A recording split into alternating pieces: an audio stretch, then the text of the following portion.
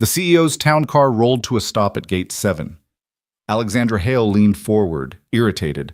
Some low-level guard was blocking the entrance with his arm raised. She'd fired people for less. But when her driver honked, the guard didn't move. Instead, he pressed his radio and scanned the undercarriage with a mirror. Then he looked up, and their eyes met through the tinted glass. His face was stone. Hers went pale, because sitting in the back seat, briefcase on her lap, was a woman who'd been dead for 3 years. The morning air was thick with the kind of rain that didn't fall so much as hover, a mist that clung to windshields and blurred the edges of the world. Finn Carter stood beneath the overhang of Gate 7 at Hale Dynamics Tower, coffee in one hand, clipboard in the other, watching the stream of luxury sedans and executive SUVs roll through the checkpoint. His uniform was pressed, his posture relaxed, but his eyes never stopped moving. Count the vehicles, note the passengers, check the badges. Repeat. It was a rhythm he'd learned in another life. In dusty villages where the difference between a farmer's truck and a bomber's van was a matter of seconds and intuition. Back then, he'd been Staff Sergeant Finn Carter, Explosive Ordnance Disposal, United States Army. Now he was just Finn, night shift security guard, single father, and the guy nobody really noticed unless something went wrong, which was fine by him. "Morning, Finn," the voice crackled through his earpiece. It was Derek manning the booth at Gate 4. "Quiet out there?"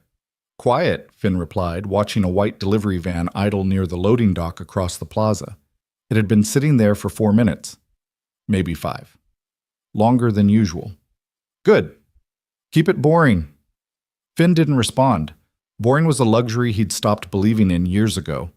The van's engine rumbled low, exhaust puffing into the damp air. The driver wore a baseball cap pulled low, face angled away from the security cameras. Finn's hand drifted to his radio. "Derek, you got eyes on the white Sprinter near Dock 3? A pause. "Yeah. Says he's waiting on a signature from facilities." "How long's he been there?" "I don't know, man. Maybe 10 minutes? Finn's jaw tightened. 10 minutes was too long. Delivery drivers didn't wait. They dropped, they signed, they left. He keyed his radio again. "Run the plate." "Jesus, Finn, it's 7 in the morning. You want me to—" "Run it." The line went silent except for the soft clatter of keystrokes. Finn kept his eyes on the van. The driver shifted in his seat, checked his phone, then glanced toward the tower entrance. Not like someone waiting, like someone timing. "Plate comes back to a rental agency in Newark," Derek said. "Booked under a corporate account. Hale Dynamics Logistics." "We don't have a logistics division." "What?" "We don't have a logistics division, Derek. Never have." Now there was real silence on the line. Finn's pulse didn't spike. It never did anymore. Instead, his mind shifted into the old mode, the one where time stretched and details sharpened. He set down his coffee, clipped the radio to his belt, and started walking toward the van, keeping his stride casual, his hands visible. 20 meters. 15. 10. The driver saw him coming. Their eyes met for half a second, and that was all Finn needed. The man's pupils dilated. His hand moved toward the ignition. Finn broke into a sprint. The van's engine roared. Tires screeched. Finn lunged for the passenger door, but the vehicle lurched forward, fishtailing across the wet pavement and disappearing around the corner of the building. Finn stopped, breathing hard, and keyed his radio. "Gate 4, we have a hostile vehicle fleeing southeast. Alert NYPD and lock down all entrances. Now." "Finn, what the hell? Do it!" He turned and ran back toward the tower entrance, his boots pounding the asphalt. His mind was already 3 steps ahead, running scenarios, calculating probabilities. A fake logistics van, a driver who bolted the second he was approached, and 10 minutes of unobserved access near the loading dock, where deliveries came in, where security was thinner, where the service elevator connected directly to the executive floors. Finn hit the lobby doors at a sprint, startling the receptionist behind the marble desk. "Call building security," he shouted. "Evacuate floors 10 through 20. Do it now." "Sir, I can't just—" He didn't wait. He vaulted the turnstile and slammed his badge against the executive elevator panel. The doors slid open with agonizing slowness, and he jabbed the button for the 20th floor, the penthouse level, where Alexandra Hale's office overlooked the city like a glass fortress. As the elevator climbed, Finn's hands were steady, but his mind was racing. He thought of Sarah. He thought of Cobble, of the market square, of the boy with the vest who'd walked too slowly, looked too calm. He thought of the warnings he'd filed, the reports he'd written, the colonel who'd patted him on the shoulder and said, "Carter, you're seeing ghosts." 4 people died that day, including his wife Sarah, who'd been coordinating relief efforts 2 blocks away. He wasn't seeing ghosts, he was counting patterns. The elevator chimed. 20th floor. Finn stepped into the marble and glass corridor, past assistants and junior executives who barely looked up from their phones. At the far end, double doors stood open to Alexandra Hale's corner office, a sprawling space of floor-to-ceiling windows, minimalist furniture, and a desk that probably cost more than Finn's annual salary. And there she was, Alexandra Hale. 34 years old, CEO of Hale Dynamics, one of the largest private defense contractors in the country. Brilliant, ruthless, and currently signing a document with a platinum pen while her assistant hovered nearby with a tablet. Finn didn't knock. He walked straight in. "Ma'am, you need to come with me, right now." Alexandra looked up, her expression shifting from surprise to annoyance in the span of a heartbeat. "Excuse me?" "Ma'am, there's a credible threat to this building. You need to evacuate immediately." Her assistant, a young woman named Claire, stepped forward. "Who are you?" "Finn Carter, building security." "Ma'am, we don't have time to—" "Building security?" Alexandra's voice was ice. "You mean the guy who checks IDs at the gate?" "Yes, ma'am." "And you're telling me to leave my office because of a credible threat?" She set down her pen, folding her arms. "Based on what intelligence? FBI? Homeland Security?" "Based on a van that shouldn't have been here, a driver who ran when I approached, and 10 minutes of unsupervised access to your loading dock." Alexandra stared at him. "That's it? That's your credible threat?" Finn's jaw tightened. "Ma'am, I've seen this before. I know what it looks like when someone's timing an entry. If I'm wrong, you can fire me. But if I'm right and you stay here, I'm not evacuating my building because a security guard had a bad feeling." She turned back to her desk. "Claire, call downstairs and tell them to escort Mr. Carter out of—" The fire alarm screamed to life. All 3 of them froze. Then came the sound, a deep, rolling boom that seemed to rise from the guts of the building itself. The floor shuddered. The windows rattled, and somewhere below them, glass shattered like 1,000 breaking mirrors. Alexandra's face went white. Finn didn't hesitate. He crossed the office in 3 strides, grabbed her by the arm, and hauled her toward the reinforced panic room built into the wall behind her desk, a feature mandated by her father's security team after a kidnapping attempt years ago. "Claire, get in!" he barked. The assistant stumbled forward and Finn shoved both women into the narrow steel-lined space. He followed them in and slammed the door, spinning the manual lock just as another explosion rocked the building, closer this time, maybe 2 floors down. The lights flickered, smoke detectors wailed, and in the sudden, suffocating darkness of the panic room, Alexandra Hale finally spoke. "How did you know?" Finn leaned against the door, his shoulder braced against the steel, and closed his eyes. "Because I didn't listen last time. 2 years earlier. Kabul." The heat in Afghanistan was a living thing. It pressed down on you, made your thoughts slow and sticky, made you want to sit in the shade and do nothing. But Finn Carter wasn't built for doing nothing. He crouched in the dirt outside a compound in the Shahri-Naw district, his tools spread on a canvas tarp, his gloved hands steady as he examined the device they'd pulled from beneath a contractor's truck. It was crude. Pressure plate, cell phone trigger, 15 pounds of homemade explosive. But crude didn't mean safe. "How's it look, Sergeant?" asked Lieutenant Moss, standing 10 feet back with his rifle slung. "Stable for now," Finn replied. "But the wiring's sloppy. Could be a secondary trigger. Can you disarm it?" "Give me 5 minutes." Sarah's voice crackled in his earpiece. She was 2 blocks away, coordinating with an NGO at a school reopening. "Finn, you copy?" "I'm here," he said softly, pulling a wire free with needle-nose pliers. "Just checking. You've been quiet." "Kinda busy, babe." She laughed, a sound that always made the heat feel lighter. "I know, just be safe, okay?" "Always am." He wasn't. 3 hours later, after he'd flagged a second device near the market square and filed a report with his CO, the colonel had pulled him aside.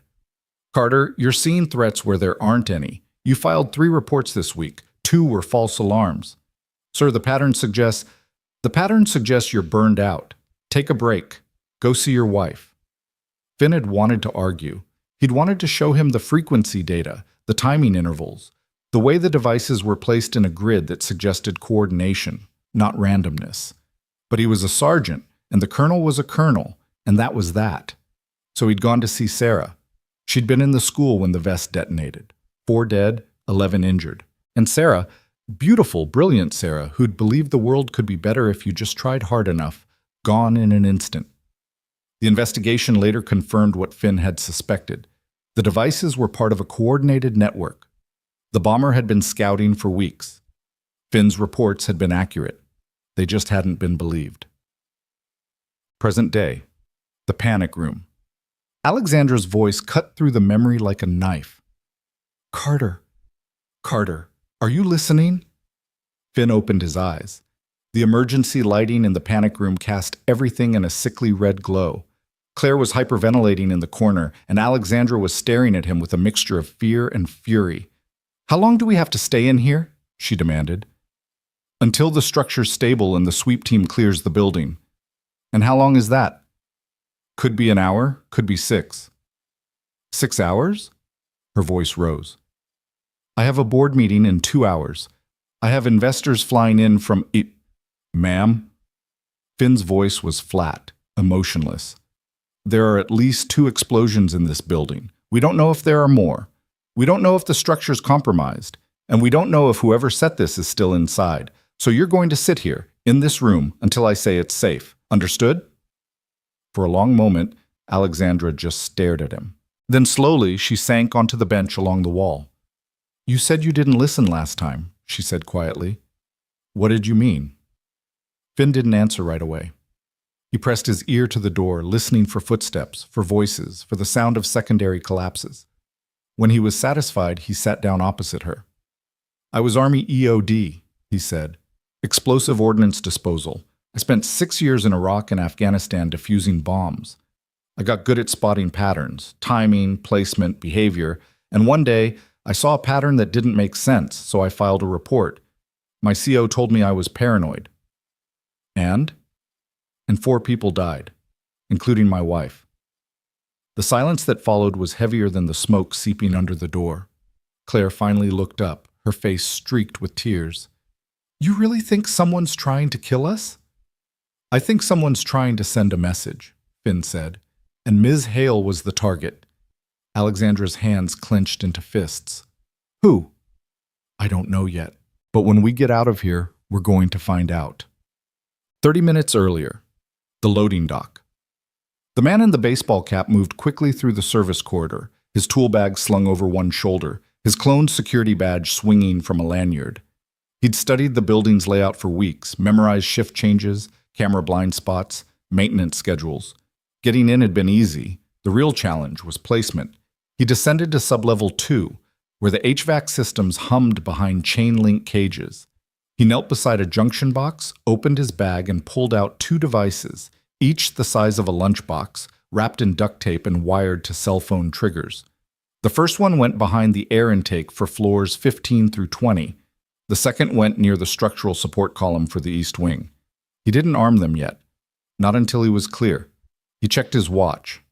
7:42 a.m.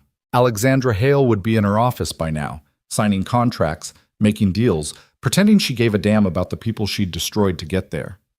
He thought of his daughter, thought of the medical bills, the foreclosure notice, the severance package that barely covered a month's rent, thought of the email he'd sent HR, polite, desperate, begging for his job back, and the automated reply that had come 6 hours later.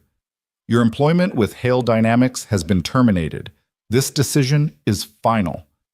Final." He armed the first device, then the second. Then he walked out of the building, climbed into his white van, and drove away. Awesome. The panic room. Present. Finn's radio crackled to life. "Security Team 1 to Carter. Do you copy?" He pressed the button. "Carter here. I'm in the executive panic room with Ms. Hale and her assistant. What's the situation? 2 confirmed explosions, sublevel 2 and floor 17. Fire suppression is active, but we've got structural damage on the east side. FDNY's on scene, buildings being evacuated. Any casualties? A pause. 3 injured, no fatalities so far. Finn closed his eyes and exhaled. Copy that. We're staying put until you give the all clear. Understood. Sit tight, Carter. You did good. He clipped the radio back to his belt and looked up to find Alexandra staring at him. Why? She asked. Why what?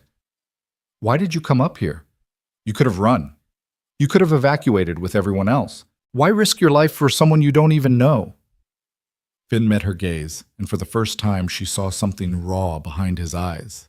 Something that looked like grief and guilt and a determination so fierce it was almost frightening. Because last time I didn't, he said simply. And I've been counting the cost ever since. 1 hour later. When the door finally opened, it wasn't a SWAT team or a bomb squad. It was a tall black woman in an FBI windbreaker, flanked by 2 agents with tactical gear and very serious expressions. Ms. Hale, I'm Special Agent Monica Reeves. Are you injured? Alexandra shook her head, stepping out of the panic room on shaky legs. Claire followed, and then Finn, who was immediately surrounded by 3 agents with their hands on their sidearms. Hands where we can see them, sir. Finn raised his hand slowly. I'm building security. Finn Carter. We know who you are, Mr. Carter. Agent Reeves stepped forward, her eyes cold. And we need to ask you some questions. Questions? Alexandra's voice was sharp.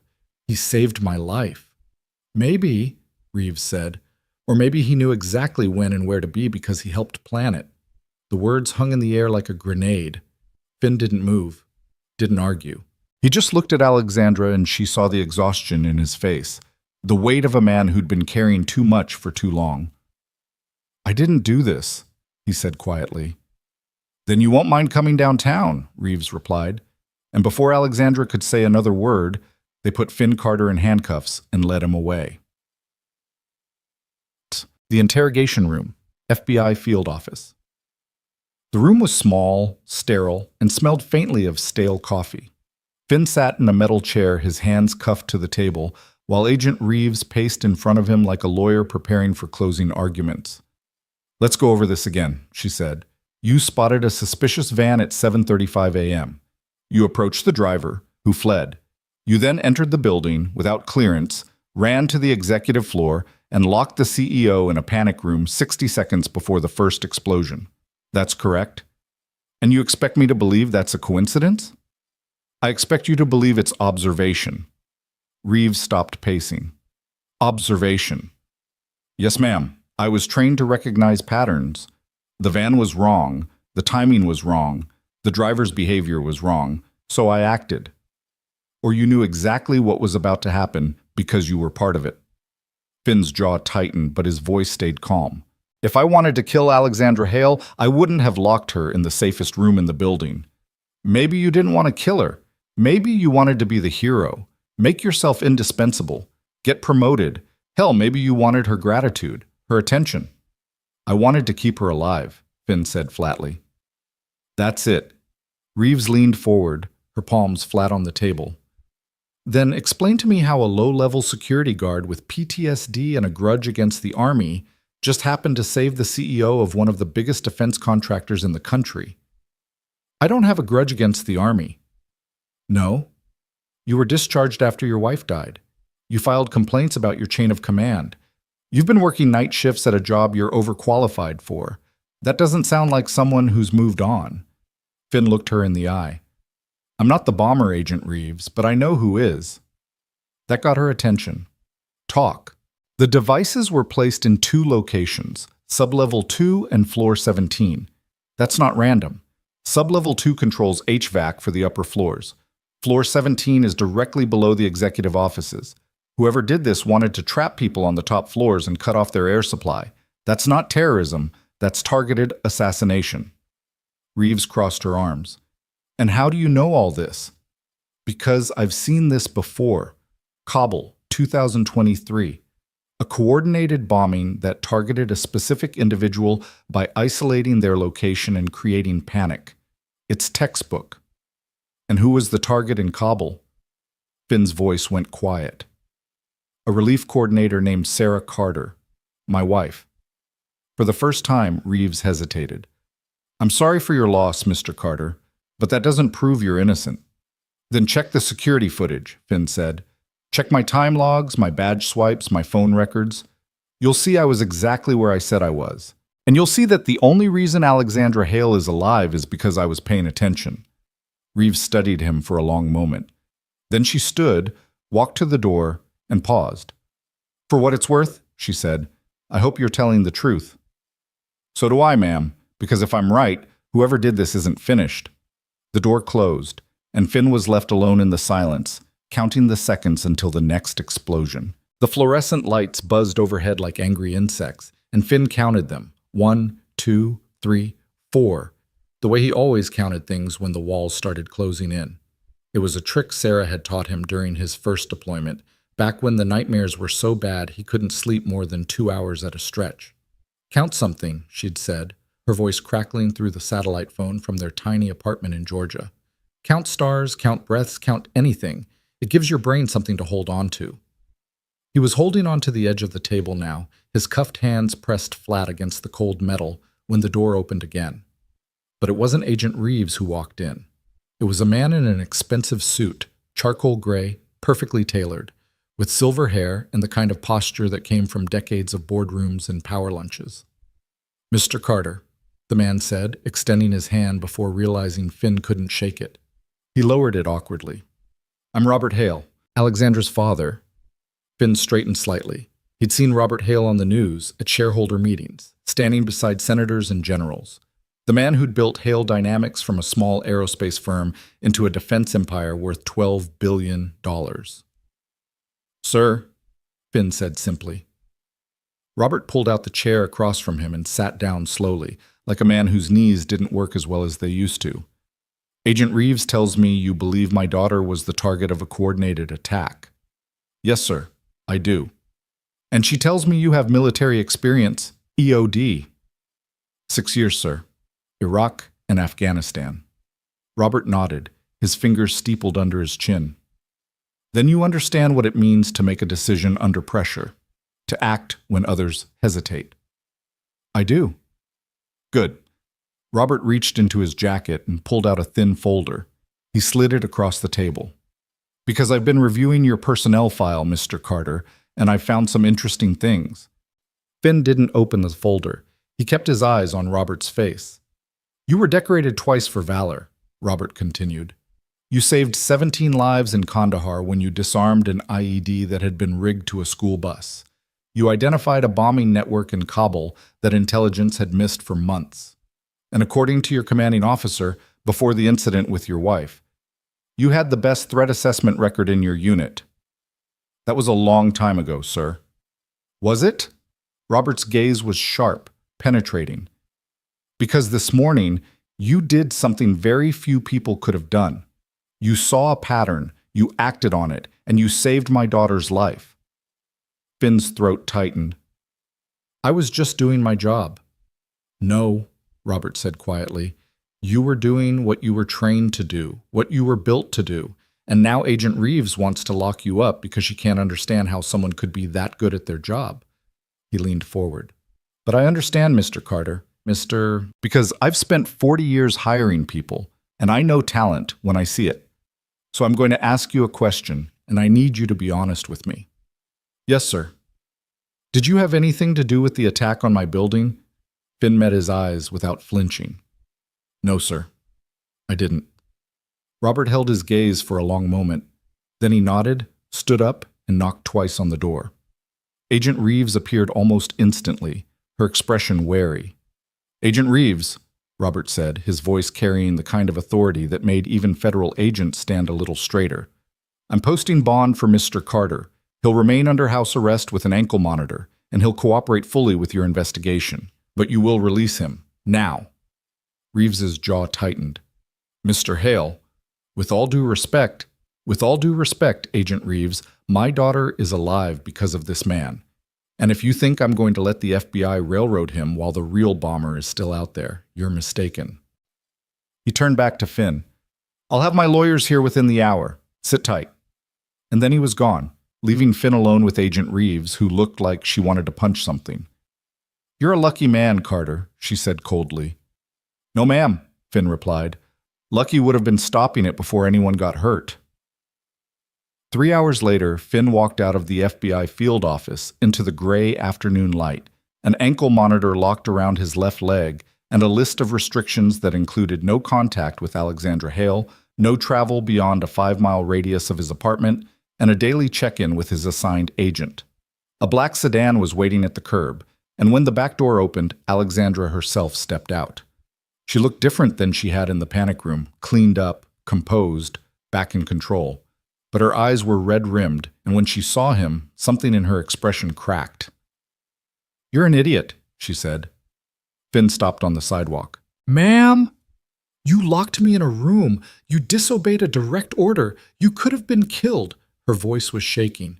And now the FBI thinks you're a suspect, and my father had to bail you out like some common criminal, and… She stopped, pressing her fingers to her eyes. I'm sorry, Finn said quietly. I didn't mean to make things harder for you. Harder? Alexandra laughed, a short, bitter sound. You saved my life, Carter. You saw something no one else saw, and you acted, and because of that, I'm standing here instead of lying in a morgue. So don't apologize, just… She took a breath. Just tell me the truth. Do you really think someone's trying to kill me? Yes, ma'am. I do. Why? Because the bombs were placed too precisely. Because the timing was too deliberate. This wasn't about making a statement. It was about removing you from the board. Alexandra's hands clenched into fists. Then we need to find out who. That's the FBI's job, ma'am.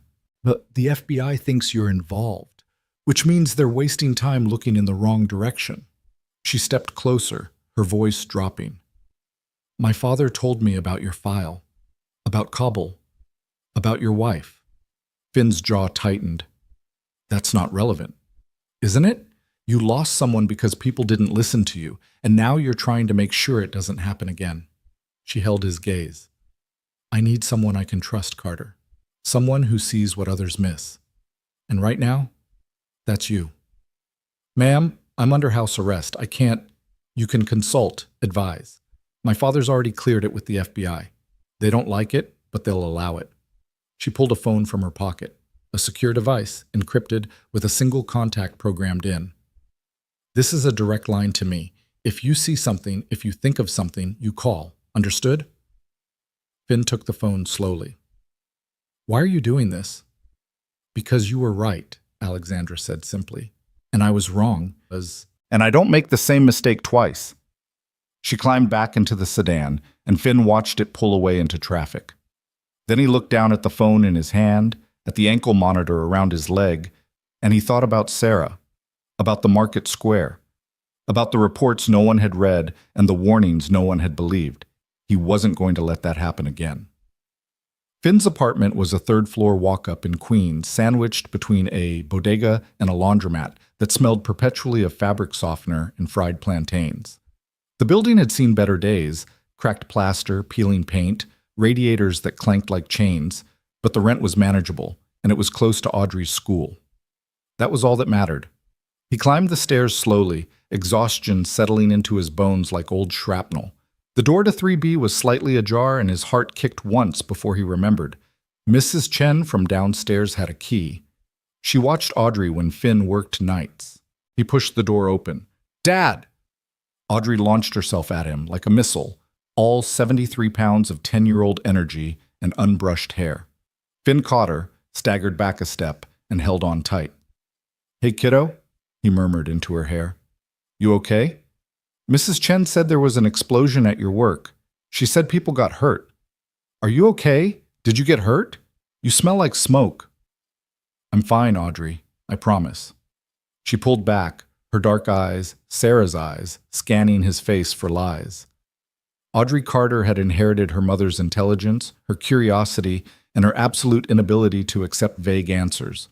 At 10, she was already taking pre-algebra, building circuit boards in her bedroom, and asking questions that made Finn feel like he was being cross-examined by a very small lawyer. "You're lying," she said flatly. "You do that thing with your jaw when you're lying." "I'm not lying, I'm just tired." "That's a deflection, not a denial." She crossed her arms. "What happened?" Finn sighed and glanced over her shoulder. Mrs. Chen stood in the kitchen doorway, wringing her hands, her face creased with worry. "Mr. Carter, the news, they said it was terrorism. They said—" "It wasn't terrorism, Mrs. Chen. It was targeted, and it's being handled." He gave her what he hoped was a reassuring smile. "Thank you for staying with Audrey. I've got it from here." Mrs. Chen hesitated, then nodded and gathered her purse. "You call if you need anything. Anything at all." When she was gone, Finn locked the door, checked the windows, old habits, and sank onto the couch. Audrey immediately climbed up next to him, tucking herself under his arm the way she used to when she was small enough to fit in the crook of his elbow. "Tell me what happened," she said quietly. So he did. Not everything, not the panic room, not the interrogation, not the part where he'd thought for a split second that he was going to die in that office. But enough. Enough for her to understand that he'd seen something wrong, acted on it, and kept people safe.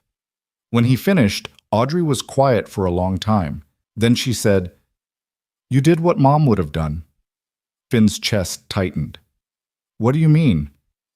"She always said you had to trust your gut. That data was important, but intuition was what kept you alive." Audrey looked up at him. "You trusted your gut today, and you saved people. That's what she would have done." He kissed the top of her head. "Yeah, kiddo, it is." That night, after Audrey was asleep, Finn sat at the small desk in the corner of his bedroom and opened his laptop. The FBI had confiscated his work computer, but they hadn't touched his personal files, and Finn had been making backups of building security data for months, not because he was paranoid, because he was thorough. He pulled up the footage from Gate 7, scrubbing backward through the morning's arrivals.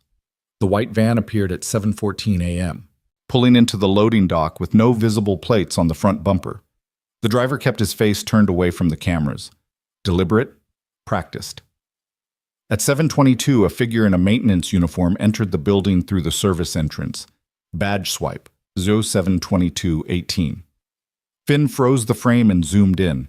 The badge was clipped to the man's belt, partially obscured, but the ID number was visible, 4728B. He cross-referenced it against the employee database he'd downloaded last month during a routine audit. Employee 4728B, Marcus Teague, maintenance technician, hired 8 months ago. Finn pulled up Teague's personnel file. Clean background check. No criminal record. Previous employment at a private security firm in New Jersey. References checked out. But something was off. He ran a reverse image search on Teague's employee photo. Nothing. He searched for Marcus Teague in New Jersey court records, property records, social media. Nothing. Marcus Teague didn't exist. Finn's pulse quickened. He pulled up the badge swipe logs for the past 6 months and filtered for 4728B. Teague had swiped into the building 47 times. Always during off-peak hours, always through service entrances, always in areas with minimal camera coverage. He'd been planning this for months. Finn grabbed the encrypted phone Alexandra had given him and dialed. She answered on the second ring. "Carter?" "The bomber's not external, ma'am. He's internal. Maintenance staff. Badge number 4728B, Marcus Teague. Except Marcus Teague doesn't exist. It's a ghost identity." There was a pause. Then Alexandra's voice, sharp and focused. "How do you know this?" "Because I've been tracking badge swipes and access patterns for 6 months. Teague's movements don't match normal maintenance behavior.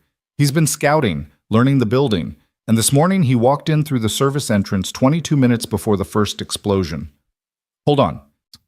He heard her typing, heard voices in the background.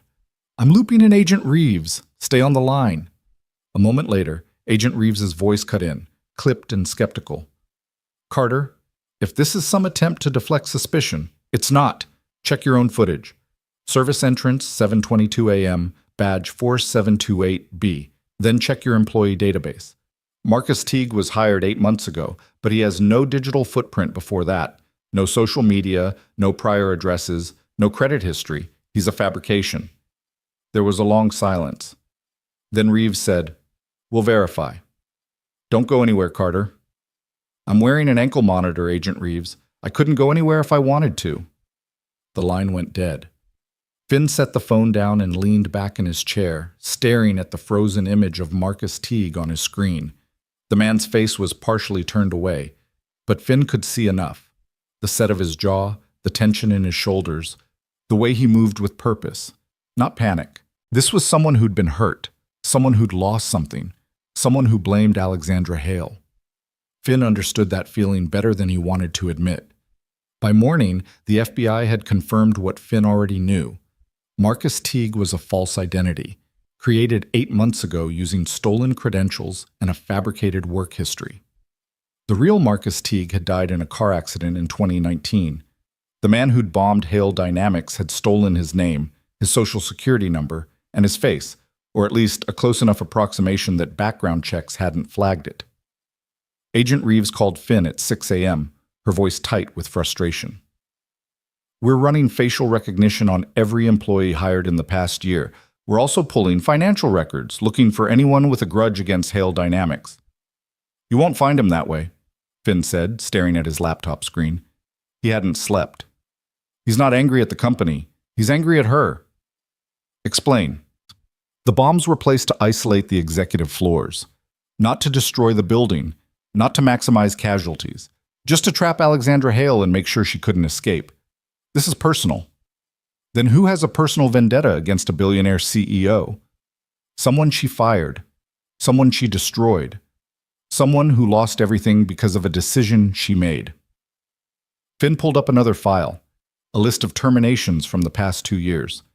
"I need access to Hale Dynamics HR records, severance packages, wrongful termination suits, anyone who was let go under contentious circumstances."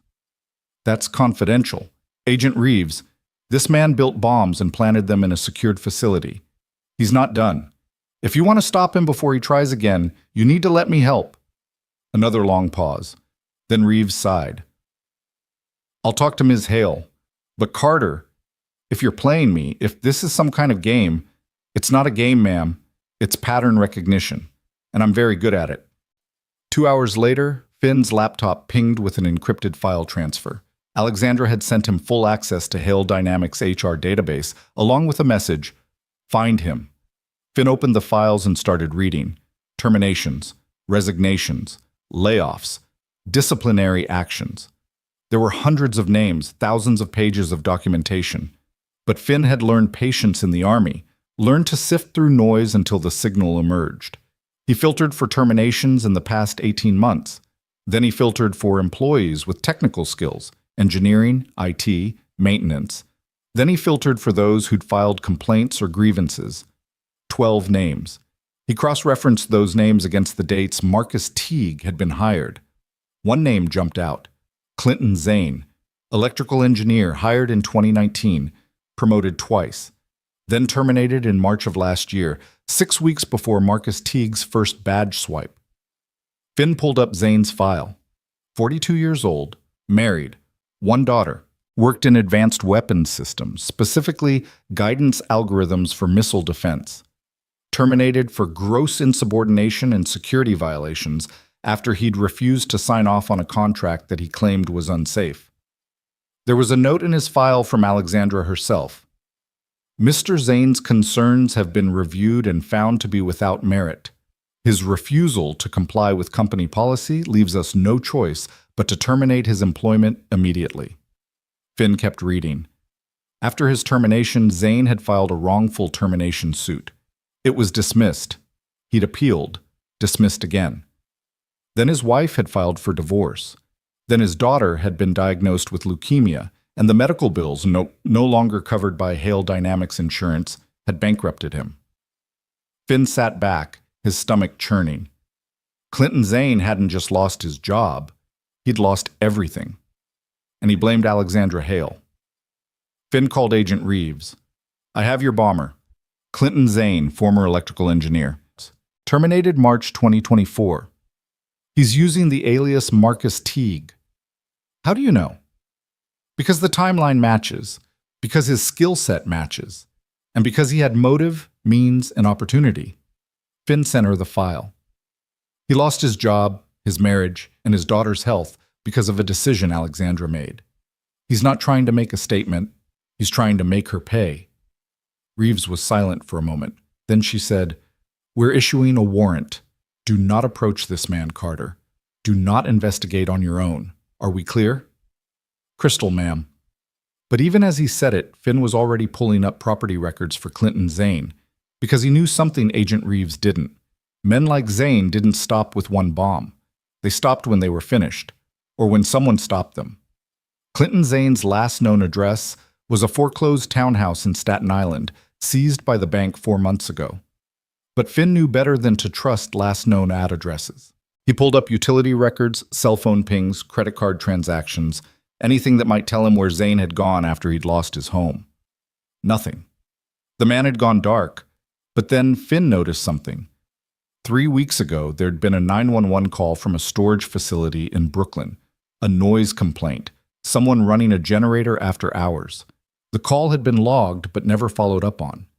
Finn pulled the facility's address and cross-referenced it against Zane's financial records. Bingo. Storage Unit 237, rented under his wife's maiden name. Finn stared at the address on his screen. Then he looked down at the ankle monitor locked around his leg. He thought about Sarah, about Kabul, about the reports he'd filed and the warnings no one had believed. He thought about Audrey, asleep in the next room, and what would happen to her if he got himself killed doing something stupid. Then he picked up the encrypted phone and called Alexandra. "I know where he is," Finn said when she answered, "and I need you to trust me one more time." Alexandra's voice came through sharp and immediate. "Where?" "Storage facility in Red Hook, Unit 237, rented under his ex-wife's maiden name." Finn was already pulling up satellite images on his laptop, studying the layout. Single-story concrete building, 12-foot chain-link fence, security camera at the main gate. "But I need you to convince Agent Reeves to move fast. If Zane knows we've identified him, he'll rabbit, or worse. Worse how? He's an electrical engineer who specializes in guidance systems. He knows how to build remote triggers, deadman switches, fail-safes." Finn zoomed in on the storage facility's power grid. If he's been working out of that unit for weeks, he's not just sitting on one bomb, he's sitting on an arsenal. He heard Alexandra breathing on the other end, heard the sound of her heels clicking against marble as she paced. "I'll call Reeves. But Carter, stay where you are. You're under house arrest. If you violate the terms, I know what happens, ma'am. But if the FBI goes in heavy tactical gear and helicopters, Zane will see them coming. He'll detonate whatever he has left, and people will die. You need someone who can talk him down, someone who understands what he's going through." "You?" "I've been where he is, ma'am. I've lost someone because the system failed. The difference is I didn't turn it into rage." Finn closed his laptop. "Let me try." There was a long silence. Then Alexandra said quietly, "My father told me about your wife, about how she died because your commanders didn't listen to your warnings. And I've been thinking about that all night, about how I almost did the same thing, how I almost ignored you because I was too arrogant to believe a security guard could see something I couldn't. Ma'am, let me finish. You saved my life yesterday, and now you're trying to save more lives, even though you're under house arrest, even though the FBI thinks you might be involved. That's not rage, Carter. That's honor. And I won't let you throw that away by violating your bail terms." Finn's jaw tightened. "Then what do you suggest?" "I suggest you let the professionals handle it. I'll make sure Reeves knows about the storage unit. I'll make sure they understand the risks. But you stay home with your daughter. That's an order." Before Finn could respond, she hung up. He sat there in the pre-dawn darkness, staring at the dead phone in his hand, feeling the weight of the ankle monitor like a shackle. Outside, the city was beginning to wake. Garbage trucks rumbling, pigeons cooing, someone's radio playing salsa music through an open window. Normal sounds. Safe sounds. But all Finn could hear was the ticking of a clock he couldn't see. He stood up, walked to Audrey's room, and eased the door open. She was sprawled across her bed like a starfish, one leg hanging off the edge, her mouth slightly open. On her nightstand sat a framed photo of Sarah, taken on a beach in North Carolina the summer before she deployed. She was laughing, her hair whipping in the wind, her eyes bright with life. Finn touched the frame gently. "I'm trying, Sarah," he whispered. "I'm trying to do what you'd want." But he wasn't sure what that was anymore. By the time the sun crested over the apartment buildings across the street, Finn had made coffee, scrambled eggs, and watched the news on his phone. The bombing at Hale Dynamics was the lead story on every channel. 3 injured, no fatalities, building closed indefinitely. Speculation ranged from domestic terrorism to corporate espionage. Not a single outlet mentioned Clinton Zane. Good. That meant the FBI was keeping it quiet. Audrey stumbled out of her room at 7:30, still in her pajamas, her hair sticking up in every direction. She squinted at him suspiciously. "You're cooking breakfast? On a weekday? That's weird. Maybe I just wanted to do something nice for my kid. Or maybe something's wrong and you're overcompensating." She climbed onto a stool at the kitchen counter and poked at the eggs. "These are overdone. Eat them anyway." She took a bite, chewed thoughtfully, then said, "You're going to do something stupid today, aren't you?" Finn looked at her. "What makes you say that?" "Because you have your mission face on. That's what Mom used to call it. The face you make when you're about to do something dangerous and noble and really, really dumb." "I'm not doing anything dangerous. I'm staying here, just like I promised." Liar. But she said it without heat, just matter-of-fact observation. "Just be careful, okay? I already lost one parent. I'm not interested in losing another." Finn crossed to her side of the counter and kissed the top of her head. "You're not going to lose me, kiddo. I promise." "That's what Mom said." The words hit him like a punch to the sternum. He pulled back, met her eyes. Sarah's eyes. And saw fear there, real and raw. "Audrey." "I know you can't promise, Dad. I know how the world works. But just try, okay? Try to come home." He held her for a long moment, memorizing the feel of her small shoulders, the smell of her strawberry shampoo, the way she fit perfectly under his chin. Then he stepped back and forced a smile. "I'll always try, kiddo, always." She nodded, sniffed once, and went back to eating her eggs. At 9:15, Finn's phone buzzed. Not the encrypted phone, his regular cell. The number was blocked, but he answered anyway. Carter. It was Agent Reeves, her voice clipped and professional. "We're moving on the storage facility at 1100 hours. I'm calling to inform you as a courtesy and to remind you that you are not, under any circumstances, to leave your residence. Clear?" "Crystal clear, Agent Reeves." "Good. I'll update you when we have him in custody." She hung up before he could respond. Finn set the phone down and looked at the clock. 9:16. He had 1 hour and 44 minutes before the FBI kicked down Clinton Zane's door. 1 hour and 44 minutes to decide whether to follow orders or follow his instincts. He thought about Sarah, about the market square, about the way her voice had sounded over the radio in those last seconds, confused, frightened, asking him what was happening. He thought about Audrey's face when she'd said, "I already lost one parent." Then he thought about the bomber, Clinton Zane, desperate and broken, sitting in a storage unit surrounded by explosives, waiting for someone to come for him, waiting for a reason to push the button. Finn walked to his bedroom, opened the closet, and pulled out a small black duffel bag. Inside were things he hadn't touched in 2 years. His old Army field jacket, a set of trauma shears, a laminated card with EOD protocols and frequency charts, and a photo of Sarah in a Red Cross vest, smiling at the camera. He zipped the bag closed, slung it over his shoulder, and walked to the front door. The ankle monitor beeped softly against his leg. A reminder, a warning, a promise of consequences. He opened the door anyway. The subway ride to Brooklyn took 40 minutes, and every second of it, Finn expected his phone to ring, Reeves calling to tell him they'd tracked his ankle monitor, that he was in violation of his bail terms, that he was going back to jail. But the phone stayed silent. He emerged from the Clark Street station into a neighborhood of converted warehouses and artisanal coffee shops, the East River glinting in the distance. The storage facility was 6 blocks south, tucked between a defunct shipping yard and a community garden. Finn walked slowly, counting his steps. 1, 2, 3. keeping his breathing steady, his heart rate controlled. When he reached the chain-link fence surrounding the facility, he stopped. No FBI vans, no tactical teams, no helicopters circling overhead. He checked his watch, 10:43. They'd be here in 17 minutes. Finn found a gap in the fence where the bottom edge had been pulled away from the concrete, probably by kids or copper thieves, and slipped through. The storage units were arranged in rows, numbered in sequence, each one secured with a heavy padlock. He moved quickly, staying low, until he found Unit 237. The door was closed, but not locked.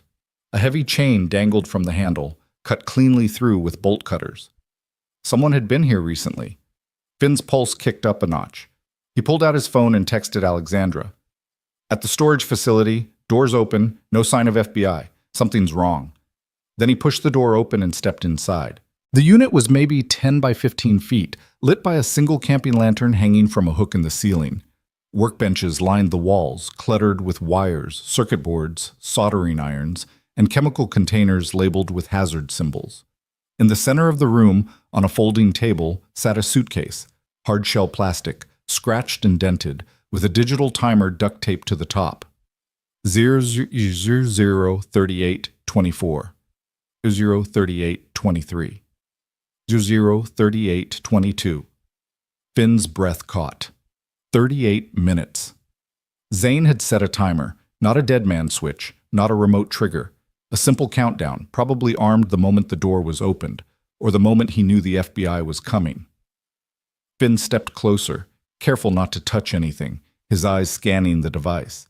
The suitcase was wired to the timer through a relay board, military-grade, surplus, probably purchased online. The timer itself was connected to a blasting cap embedded in what looked like 20 pounds of C4 plastic explosive, molded into bricks and arranged in a ring around a central core. He knelt down slowly, pulled out his phone, and took photos from every angle. Then he texted them to Alexandra with a message. Active device, 37 minutes. Don't let FBI come in hot. Her response was immediate. Get out now! But Finn didn't move. He stared at the bomb, his mind shifting into the old rhythm. Observe, assess, prioritize. The timer was the primary trigger. Disabling it would require cutting the power source, but C4 was stable. It wouldn't detonate without a blasting cap. So the real threat was the cap itself, a small copper tube filled with lead azide, sensitive to heat, shock, and electrical current. If he could remove the cap, the bomb was inert. If he couldn't, 37 minutes from now, this entire block would be a crater. Finn heard footsteps outside, multiple sets, moving fast. He turned toward the door just as Agent Reeves appeared, flanked by 2 tactical officers in full body armor. Carter, step away from the device. Finn raised his hand slowly. Agent Reeves, listen to me. I said step away. There's a timer, 36 minutes. If you evacuate now, you can clear a 4-block radius before it detonates.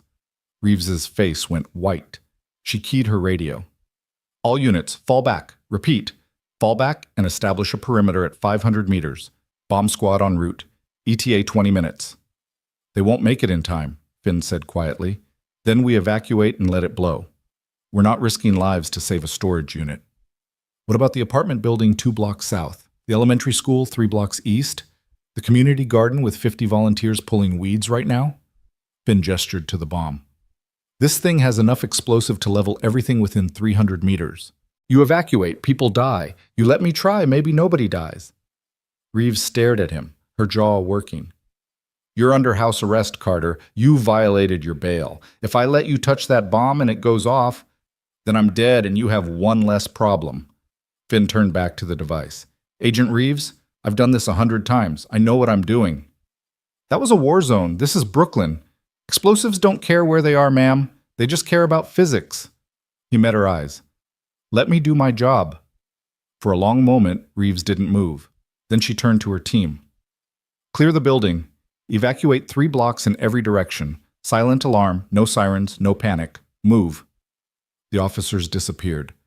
Reeves lingered in the doorway, her hand on her sidearm, watching Finn like he might detonate himself. I'm staying, she said. Bad idea. Then we'll both have bad ideas. She pulled a folding chair from the corner and sat down. You've got 34 minutes, Carter. Make them count. Finn nodded, set his phone on the workbench where she could see the timer, and knelt beside the bomb. His hands were steady. His breathing was controlled. And somewhere in the back of his mind, he could hear Sarah's voice, calm and clear. Count something. Give your brain something to hold on to. 1. The timer. 2. The relay board. 3. The blasting cap. He pulled out his trauma shears and started cutting away the duct tape. The first thing Finn did was trace the wiring. The timer was connected to the relay board through a simple 2-wire circuit, positive and negative, red and black. Standard configuration, the kind you'd find in any EOD manual. But Zane was smarter than standard. He'd added a secondary loop, a thin green wire that ran from the timer to a small battery pack hidden beneath the C4 bricks. A bypass circuit. If Finn cut the main power, the secondary would kick in and complete the circuit anyway. "Talk to me, Carter," Reeves said from the doorway. "What are we looking at?" "Dual trigger system, primary timer connected to the blasting cap, secondary battery as a failsafe. If I disable one, the other fires." Finn wiped sweat from his forehead with the back of his hand. He knew someone would try to disarm it. "Can you?" "I don't know yet." The timer ticked down. 00:31:47. Finn pulled out his phone and opened a frequency analyzer app, something he'd downloaded years ago, back when he was still in the Army. He scanned the bomb for RF signals, looking for remote triggers, cell phone detonators, anything that could bypass the physical wiring. Nothing. The device was entirely mechanical. That was good. Mechanical meant predictable. Mechanical meant he could follow the logic, understand the design, find the weakness. He just had to find it before the timer hit 0. "Where's Zane?" Finn asked, not looking up from the bomb. "Unknown. We have units checking his ex-wife's address, his daughter's hospital, every known associate, but he's in the wind." "He's not in the wind. He's watching." Reeves straightened. "What?" "He built this bomb to be found. He set the timer knowing we'd have just enough time to try to disarm it. That's not suicide, that's theater. He wants to see if we're smart enough to survive. Or he wants to watch us fail. Maybe." Finn studied the bypass circuit, tracing it with his eyes, counting the connection points. But if he's watching, he's close. Check the rooftops. Check the street cameras. He's here. Reeves keyed her radio and relayed the order. Then she stepped closer, her shadow falling across the workbench. "Carter, if you can't disarm this thing, I need to know. I need time to get people out." "You'll know, ma'am. Trust me." The timer clicked down. 00:28:15. Finn picked up a pair of needle-nose pliers and carefully lifted the edge of the duct tape holding the blasting cap in place. The cap itself was a standard military issue, 6.4 millimeters in diameter, maybe 2 inches long, filled with lead-azide and a thin wire filament. The filament was the key. When electricity passed through it, it heated up, ignited the lead-azide, and triggered the C4. No electricity, no ignition. No ignition, no explosion. Simple. Except the filament was connected to both the primary timer and the secondary battery. If Finn cut one, the other would fire. If he cut both simultaneously, the shock might be enough to detonate the cap anyway. He needed a third option. "Agent Reeves, I need something." "Name it." "Ice. As much as you can find, as fast as you can get it." She blinked. "Ice?" "Lead-azide is temperature sensitive. If I can cool the cap below its activation threshold, the filament won't ignite even if it receives current. But I need to bring it down to at least 10 degrees Celsius, and I need to do it without shocking the system." Reeves didn't ask questions. She bolted out of the storage unit, her radio already at her lips. Finn turned back to the bomb and did the only thing he could do. He waited. And counted. 1. The timer. 00:25:33. 2. His heartbeat. 72 beats per minute. 3. His breathing. In for 4 seconds. Out for 4 seconds. 4. The seconds until Reeves returned. 60. 70. 90. At 2 minutes and 18 seconds, she reappeared with a plastic cooler, ice sloshing inside. Community garden next door. They had a lemonade stand. Finn almost laughed. Instead, he grabbed a handful of ice and packed it carefully around the blasting cap, building a small mound that covered the copper tube completely. Then he waited, watching the thermometer on his phone app, counting down the degrees. 20 Celsius, 15 and 12, 10, 8. Okay, Finn said quietly. I'm going to cut the primary wire. If this works, the secondary will try to fire, but the cap will be too cold to ignite. If it doesn't work, we'll know, Reeves finished. Finn picked up the trauma shears, positioned them around the red wire leading from the timer to the relay board, and squeezed. The wire parted with a soft snip. The timer stopped. 0:22:41. For 3 seconds, nothing happened. Then the green bypass wire sparked, a bright flash, a hiss of burning insulation. The battery pack discharged, sending current through the secondary circuit, through the relay board, through the wire leading to the blasting cap. Finn held his breath. The cap didn't fire. The ice had worked. Reeves exhaled so hard she nearly collapsed. Jesus Christ, Carter. Finn didn't respond. He was already moving, carefully lifting the blasting cap out of the C4, cradling it like a newborn, and placing it gently into a blast containment bag Reeves pulled from her tactical vest. Then he sat back on his heels, wiped his face, and closed his eyes. We're clear, ma'am. Reeves keyed her radio. Device is safe. Repeat, device is safe. Bomb squad can stand down. She looked at Finn, and for the first time since he'd met her, she smiled. A small, exhausted, genuine smile. You're insane, you know that? Probably, Finn said, but you're alive. They sat there in the silence, surrounded by wires and ice and the faint smell of burnt insulation, until the bomb squad arrived 20 minutes later. The lead technician, a grizzled sergeant named DeMarco, took one look at the disassembled device and whistled low. Who disarmed this? He did, Reeves said, nodding at Finn. DeMarco studied Finn for a long moment. You EOD? Was. Long time ago. Well, you haven't lost your touch. DeMarco knelt beside the bomb, examining the bypass circuit, the frozen blasting cap, the severed wires. This is textbook work. Better than textbook. You thinking about coming out of retirement? I'm thinking about not going to jail, Finn said dryly. DeMarco laughed. Fair enough. As the bomb squad carefully transported the device to their van, Reeves pulled Finn aside. You violated your bail terms, Carter. You left your residence, removed your ankle monitor, yes, I noticed, and inserted yourself into an active federal investigation. By all rights, I should arrest you right now. Yes, ma'am. But you also just saved about 200 lives, including mine. So here's what's going to happen. You're going to go back to your apartment. You're going to put that ankle monitor back on, and you're going to pretend you never left. Understood? Finn met her eyes. What about Zane? We'll find him. Will you? Finn gestured to the storage unit. He built this bomb knowing someone would try to disarm it. He set the timer knowing we'd have just enough time. That's not desperation, Agent Reeves. That's control. He's not finished. Boom. Reeves's jaw tightened. Then what do you suggest? Let me talk to him. Absolutely not. Why? Because I'm a civilian? Because I violated my bail? Or because you don't trust me? Because he's a bomber, Carter. And bombers don't negotiate. They detonate. Not all of them. Finn thought about Kabul, about the market square, about the young man with the vest who'd stood frozen in the middle of the street, his thumb on the trigger, tears streaming down his face. Finn had talked to him for 40 minutes while EOD worked to jam the signal.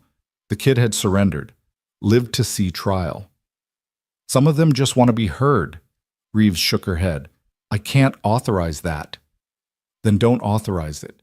Just don't stop me. Before she could respond, Finn's phone buzzed. The encrypted phone Alexandra had given him. He pulled it out, saw the message, and felt his blood run cold. He's at my building. He's at my daughter.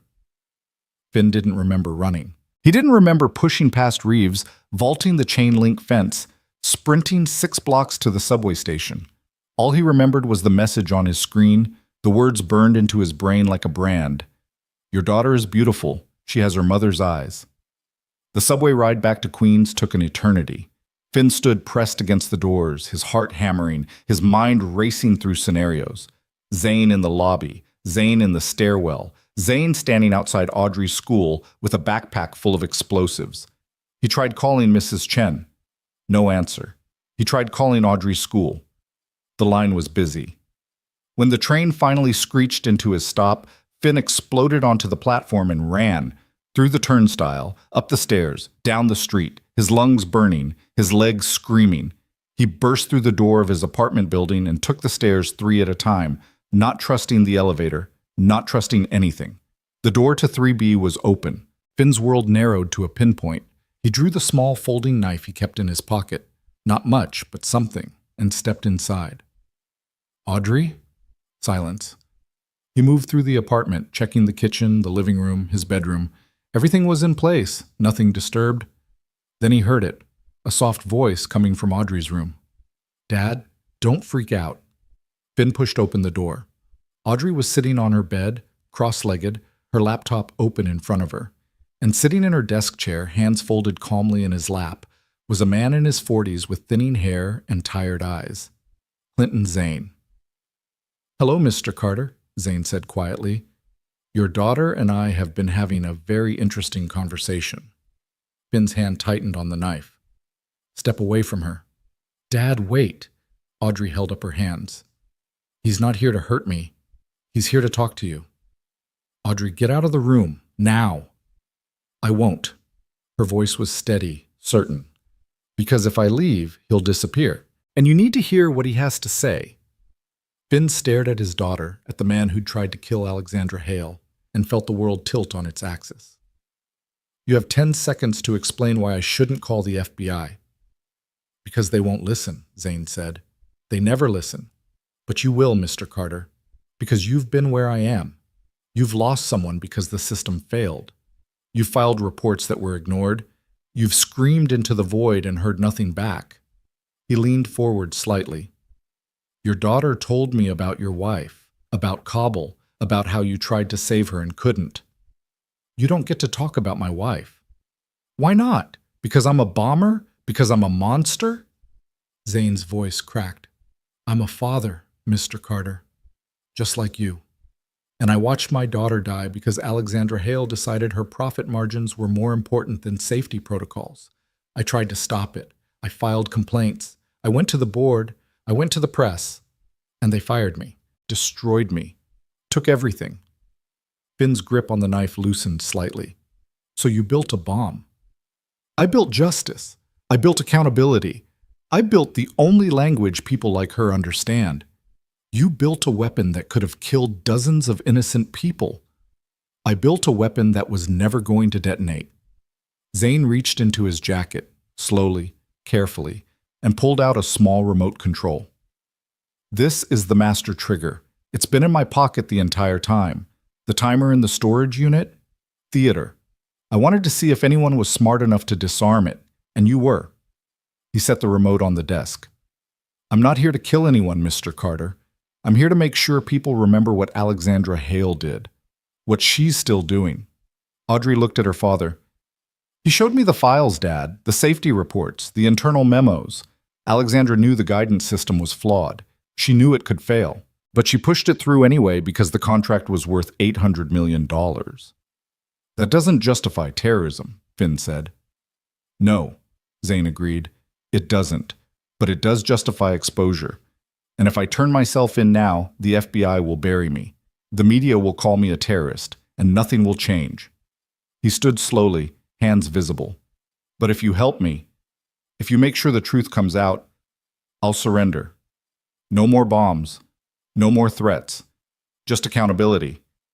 Finn looked at his daughter, at the man who'd tried to kill his boss, at the remote controls sitting on the desk like a coiled snake. And he thought about Sarah, about the market square, about the reports he'd written that no one had read. He thought about justice and revenge and the thin line between them. Then he pulled out his phone and dialed Agent Reeves. I have Clinton Zane, he said when she answered, and I think you're going to want to hear what he has to say. The silence on the other end of the line stretched for 3 full seconds. Then Agent Reeves's voice came through, tight and controlled. Say that again. Clinton Zane is in my apartment. He came here to talk. He's unarmed and he's willing to surrender, but he has conditions. Carter, do not negotiate with him. Do not. Agent Reeves, he's sitting 6 feet from my daughter. He's had 20 minutes to hurt her, and he hasn't. He's not here for violence. He's here because no one would listen. Finn kept his eyes on Zane, watching for any sudden movement. I need you to come here quietly. No tactical teams. No helicopters. Just you and maybe one other agent. If he sees a SWAT convoy, he'll disappear and we'll be back to square one.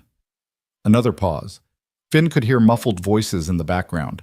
Someone arguing, someone else on another line. Give me the address, Reeves finally said. And Carter, if this is a trap, if you're working with him, it's not a trap, ma'am. It's a chance. Don't waste it. He gave her the address and hung up. Then he looked at Zane, who sat perfectly still in Audrey's desk chair, his hands folded like a man at a church service. The FBI will be here in 15 minutes, Finn said. You've got until then to convince me you're not just another terrorist with a manifesto. I'm not a terrorist, Mr. Carter. I'm an engineer who tried to do the right thing and got destroyed for it. Zane gestured to Audrey's laptop. Show him. Audrey turned the screen toward her father. On it were dozens of documents. Internal emails, safety assessments, board meeting minutes, all stamped with the Hale Dynamics logo. Finn scanned them quickly, his eyes catching on phrases that made his stomach turn. Acceptable failure rate, 3.7% TI. Cost of redesign exceeds projected losses from potential malfunctions. Legal recommends we proceed. Any incidents can be managed through settlement.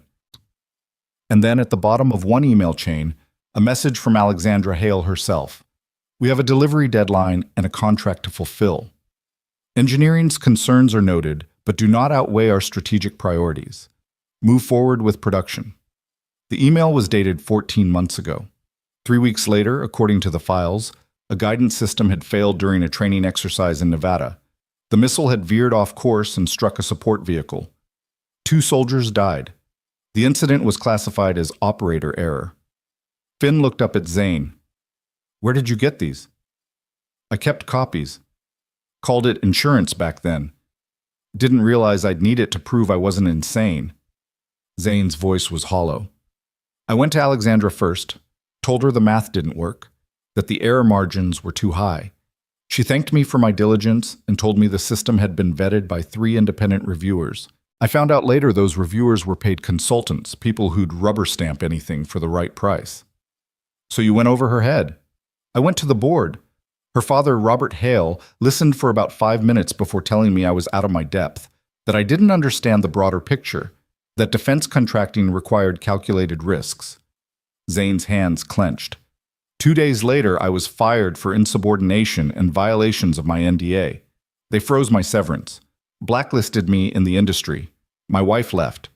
My daughter's medical insurance lapsed right when she needed it most. Audrey spoke up quietly. She died 4 months ago, leukemia. She was 12. Finn closed his eyes. When he opened them, Zane was staring at the floor, his shoulders shaking. Her name was Emma, Zane said. She wanted to be a veterinarian. She had this ridiculous plan to open a shelter for 3-legged dogs because she said they were the ones nobody wanted. And I couldn't even afford the experimental treatment that might have saved her because Alexandra Hale decided I was expendable. I'm sorry, Finn said, and he meant it. I'm sorry for your daughter. I'm sorry the system failed you. But you tried to kill people. You planted bombs in a building full of workers who had nothing to do with your firing. I planted bombs in a building after hours, in locations designed to create panic but minimal casualties. The timer was set for when the building would be mostly empty. The devices were placed to cause structural damage, not mass death. Zane looked up, his eyes red but steady. I wanted her to feel what I felt. Trapped, helpless, terrified. I wanted her to understand what it's like when the walls close in and nobody's coming to save you. And did she? Finn asked. Did Alexandra Hale learn anything from being locked in a panic room while her building burned? I don't know. But you did save her, and that's why I'm here. Because if there's anyone who might actually give a damn about the truth, it's the guy who's been ignored his whole life and kept trying anyway. Finn heard footsteps in the hallway, soft, measured, professional. He moved to the door and opened it before anyone could knock. Agent Reeves stood in the corridor with one other agent, a younger man with sharp eyes and a hand resting on his sidearm. "He's in my daughter's room," Finn said. "He's unarmed. He says he'll surrender if you guarantee the evidence he has gets reviewed by someone outside Hale Dynamics' sphere of influence." Reeves looked past him into the apartment. "And you believe him?" "I believe he's telling the truth about the documents. Whether that justifies what he did, that's for a court to decide." Reeves nodded slowly and stepped inside. The other agent followed, positioning himself near the door. When they entered Audrey's room, Zane stood immediately, hands raised, palms out. "Agent Reeves," he said, "thank you for coming. Mr. Zane, you're under arrest for terrorism, attempted murder, destruction of federal property, and about a dozen other charges I'll read to you once we're downtown." Reeves pulled out a pair of handcuffs. "But first, I want to see these documents Mr. Carter mentioned." Zane nodded to Audrey, who turned the laptop toward the FBI agents. Reeves leaned in, scrolling through the files, her expression darkening with each screen. The other agent pulled out his phone and started photographing the documents. "These are internal Hale Dynamics communications," Reeves said. "How did you obtain them?" "I was the senior engineer on the project. I had access. And when I saw what was happening, I backed everything up before they could scrub the servers. That's theft of proprietary information. That's evidence of criminal negligence, maybe manslaughter, depending on how you interpret those Nevada deaths." Zane's voice hardened. "You want to arrest me for stealing emails? Fine. But I want those documents entered into evidence. I want an independent investigation. And I want Alexandra Hale to answer for what she did." Reeves studied him for a long moment. Then she turned to her partner. "Anderson, call the U.S. Attorney's Office. Tell them we need someone from the DOJ, someone with no ties to defense contractors, to review these files, and get someone from DOD's Inspector General on the line. If there's any truth to this—" "There is," Finn interrupted. "I've seen enough military procurement disasters to recognize one. Those emails show a pattern of prioritizing profit over safety. If the Nevada incident was caused by a guidance system Hale Dynamics knew was flawed, that's not just negligence, that's felony murder." Reeves's eyes snapped to him. "You're a security guard, Carter, not a lawyer. I'm a soldier who lost his wife because people ignored warnings.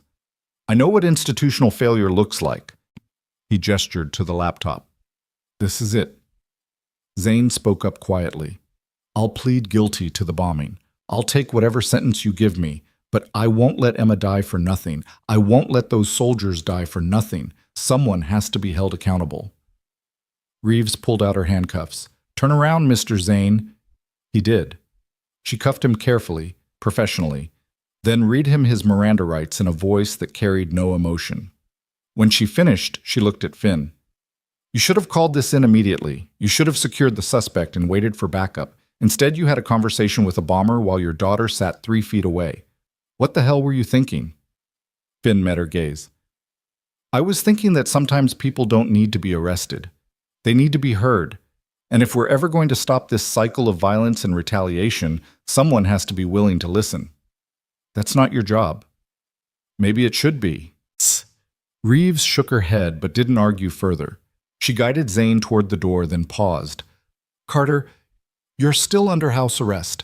You violated your terms twice today. Technically, I should revoke your bail and remand you to custody." "I know. But you also disarmed a live explosive device and prevented a catastrophic loss of life. And you just convinced a domestic terrorist to surrender peacefully. So here's what's going to happen. You're going to stay in this apartment. You're going to put that ankle monitor back on. And you're going to wait for my call. Because if even half of what's in those files is true, this investigation just got a lot bigger than one bomber. And I'm going to need someone who understands how to see patterns." "Yes, ma'am." Reeves led Zane out of the apartment. Finn watched them go, then closed the door and locked it. 1 bolt, 2 bolts, 3. When he turned around, Audrey was standing in the hallway, her arms crossed, her expression unreadable. "You're mad," Finn said. "I'm not mad. I'm terrified." Her voice cracked. "He was in my room, Dad. A bomber was sitting in my room, and you weren't here. And I didn't know what to do, so I just talked to him, like you would have." Finn crossed the distance between them and pulled her into his arms. She resisted for half a second, then collapsed against him, shaking. I'm sorry, he whispered. I'm so sorry I wasn't here. He wasn't going to hurt me. I could tell. He just wanted someone to listen. He kept talking about his daughter, about how nobody cared when she died, about how the world just moved on like she never existed. Audrey pulled back, wiping her eyes. Is that what it was like with Mom? Did the world just move on? Finn's chest tightened. Yeah, kiddo, it did.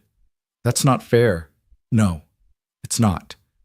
They stood there in the narrow hallway, holding each other, while outside the city hummed with life and indifference. After a while, Audrey pulled away and looked up at her father. Are you going to get in trouble for helping him? Probably. Was it worth it? Finn thought about the bomb in the storage unit, about the lives he'd saved, about the documents on Audrey's laptop and the possibility, however small, that justice might actually be served. He thought about Sarah, about the market square, about all the warnings that had been ignored until it was too late. Yeah, he said. It was worth it. The next 48 hours passed in a blur of phone calls, interviews, and waiting. The FBI seized Audrey's laptop as evidence, along with every file Zane had provided. The U.S. Attorney's Office opened an investigation into Hale Dynamics safety protocols. The Department of Defense launched an inquiry into the Nevada incident, and the media, sensing blood in the water, descended on the story like sharks. Finn stayed in his apartment, as ordered, watching the news unfold on his phone while Audrey did homework at the kitchen table. Every hour, his phone buzzed with updates from Agent Reeves. Zane was cooperating fully. The documents were being authenticated. Forensic accountants were combing through Hale Dynamics' financial records. The investigation was expanding faster than anyone had anticipated. On the third day, Alexandra Hale appeared on television. Finn was making coffee when Audrey called him over to the couch, where she'd pulled up a live stream on her tablet. The press conference was being held in the lobby of Hale Dynamics Tower, which had been cleared for limited access. Alexandra stood behind a podium, flanked by her father and a team of lawyers. She looked composed, controlled, every inch the CEO who'd built an empire through sheer force of will, but her eyes were different, harder, colder. Thank you all for coming, Alexandra began. Over the past few days, serious allegations have been made against Hale Dynamics regarding the safety protocols of our guidance systems. I want to address these allegations directly and transparently. Finn leaned forward, his coffee forgotten. First, let me be clear. The safety of our products and the integrity of our processes are the highest priorities of this company. Every system we produce undergoes rigorous testing and independent review. The suggestions that we knowingly deployed flawed technology are not only false, but deeply offensive to the thousands of engineers and technicians who work tirelessly to protect those who serve our country. She's lying, Audrey said flatly. Shh, let her finish. Second, the individual who made these allegations, Clinton Zane, is a former employee who was terminated for cause after repeated violations of company policy and insubordination. His claims are the product of a personal vendetta, and his actions, planting explosive devices in our headquarters, demonstrate a reckless disregard for human life that undermines any credibility he might claim. Alexandra paused, her gaze sweeping the cameras. However, in the interest of transparency, Hale Dynamics is cooperating fully with federal investigators. We have provided access to all relevant documentation, and we welcome an independent review of our safety protocols. If mistakes were made, we will own them. If improvements are needed, we will implement them. But we will not allow this company to be destroyed by the violent actions of one disgruntled individual. The reporters erupted with questions, but Alexandra stepped away from the podium without answering. Her father leaned into the microphone. Thank you. We'll have more information as the investigation continues. The stream ended. Audrey looked at her father. She's going to bury it, isn't she? She's going to make Zane look like a crazy person and pretend none of this happened. Maybe, Finn said, or maybe she just made a mistake. What kind of mistake? The kind where you lie on national television while federal investigators are building a case against you. If those documents are real, and I think they are, she just committed perjury in front of 50 million people. Audrey considered this. Then she smiled slightly. Good. An hour later, Finn's phone rang. It was Alexandra. Carter, I need to see you. I'm under house arrest, ma'am. I can't leave my apartment. I'm aware, which is why I'm coming to you. I'll be there in 20 minutes. She hung up before he could respond. Finn looked at the phone, then at Audrey, who was watching him with raised eyebrows. The CEO is coming here? She asked. Apparently. This should be interesting. 23 minutes later, there was a knock at the door. Finn checked the peephole, old habits, and saw Alexandra Hale standing in the hallway, flanked by 2 private security guards in dark suits. He opened the door. Ms. Hale. Mr. Carter, may I come in? He stepped aside. Alexandra entered, glanced around the small apartment, the worn furniture, the textbooks stacked on the coffee table, the framed photo of Sarah on the mantel, and something in her expression softened. This is your home, she said quietly. It is. It's nice. Lived in. Real. She turned to face him. I need to ask you something, and I need you to be honest with me. All right. Do you believe Clinton Zane? Do you believe those documents are real? Finn met her eyes without flinching. Yes, ma'am. I do. Alexandra exhaled slowly, her shoulders sagging. So do I. The words hung in the air like a confession. Audrey, who'd been pretending to do homework at the kitchen table, looked up sharply. Then why did you just lie on television? Finn asked. Because my father told me to. Because our lawyers told me to. Because if I admit that Hale Dynamics knowingly deployed flawed technology, the company will be destroyed. Lawsuits, criminal charges, contract cancellations will be bankrupt within 6 months. 30,000 people will lose their jobs. Our stock will crater. And every project we've spent decades building will disappear. And if you keep lying, more people will die. Alexandra's jaw tightened. I know. Then what are you doing here, Ms. Hale? She reached into her bag and pulled out a flash drive. This contains every internal communication related to the guidance system project, every email, every memo, every safety assessment, everything Clinton Zane had, plus things he didn't. I pulled them from our private servers before our IT department could scrub them. Finn stared at the flash drive. Why are you giving this to me? Because you're the only person I trust to do the right thing with it. The FBI will use it to build their case. The media will sensationalize it. My father will try to destroy it. But you... She pressed the drive into his hand. You'll make sure it gets to someone who can actually change things. Someone who cares more about truth than politics. Ms. Hale, if I give this to the authorities, it will destroy your company. Your father. You. I know. Her voice was steady, resolved. But you were right, Carter. In that panic room, when you asked me if I was willing to die because I didn't listen, I realized something. I've been so focused on winning, on building, on proving I was smarter and tougher than everyone else, that I forgot what any of this was supposed to be for. We make weapons to protect people. And if we're cutting corners, if we're prioritizing profit over safety, then we're not protecting anyone. We're just playing a game with other people's lives. Finn looked down at the flash drive, then at Alexandra. This will cost you everything. Maybe. Or maybe it's the only way to save what actually matters. She stepped back toward the door. You saved my life twice, Carter. Once in the panic room, and once when you helped Zane surrender instead of letting him disappear. Now I'm asking you to save something else, the integrity of what we're supposed to stand for. And your father? What will he do when he finds out? Probably disown me, fire me, write me out of the will. Alexandra smiled faintly. But I'll survive. I learned that from you. She left without another word, her security guards following like shadows. Finn closed the door and stood in the silence, the flash drive heavy in his palm. Audrey walked over and looked up at him. What are you going to do? I'm going to count to 10, Finn said, and then I'm going to call Agent Reeves. He counted 1, 2, 3, all the way to 10. Then he made the call. The scandal broke 72 hours later. Major news networks led with the story. Defense contractor Hale Dynamics under federal investigation for safety violations. The documents on the flash drive, authenticated by forensic analysts and corroborated by testimony from former employees, painted a damning picture of systematic negligence, profit-driven decision-making, and deliberate concealment of safety risks. The Nevada incident was reclassified as criminal negligence. The families of the two soldiers who died filed wrongful death lawsuits. Congressional hearings were scheduled, and Alexandra Hale, in a surprise move, resigned as CEO and agreed to cooperate fully with federal investigators in exchange for immunity. Her father, Robert Hale, was less accommodating. He retained a team of elite defense attorneys and issued a statement denying all wrongdoing.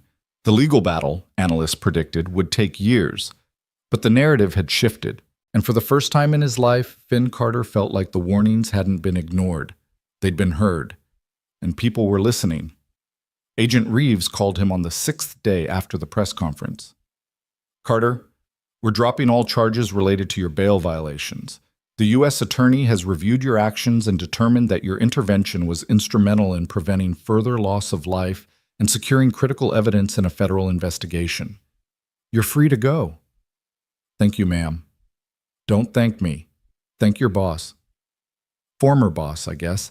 Alexandra Hale spent the last week lobbying everyone from the Attorney General to the Director of the FBI to make sure you didn't get buried in this. She thinks you're some kind of hero. "I'm not a hero, Agent Reeves. I'm just a guy who pays attention." "Well, keep paying attention, Carter, because I have a feeling we're going to need people like you." That night, Finn took Audrey to a diner in Astoria, the kind of place with cracked vinyl booths and coffee that tasted like burnt rubber but was somehow perfect anyway. They ordered pancakes and milkshakes, and for the first time in months, Finn felt like he could breathe. "So what happens now?" Audrey asked, drizzling syrup over her stack. "Do you go back to being a security guard?" "I don't know. Maybe. Maybe not. You should do something bigger, like consulting or teaching or, I don't know, running for office." Finn laughed. "I'm not running for office, kiddo." "Why not? You're good at seeing things other people miss. You're good at making people listen. That's basically what politicians are supposed to do, right?" "Politicians mostly just argue and raise money." "Then you'd be terrible at it."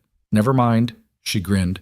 "But seriously, Dad, you can't just go back to checking IDs at a gate. You're too good for that." "I like checking IDs. It's simple, predictable." It's boring, and you're not a boring person." Audrey took a sip of her milkshake. "Mom wouldn't want you to be boring." Finn's throat tightened. "What do you think Mom would want?" Audrey thought about it for a long moment. "I think she'd want you to use what you learned, what you survived. Not just to keep yourself safe, but to help other people stay safe too. That's what she did, right? She went to war zones to help people. She didn't hide from danger. She ran toward it because she thought she could make a difference." She looked at her father. "You're the same way. You just pretend you're not."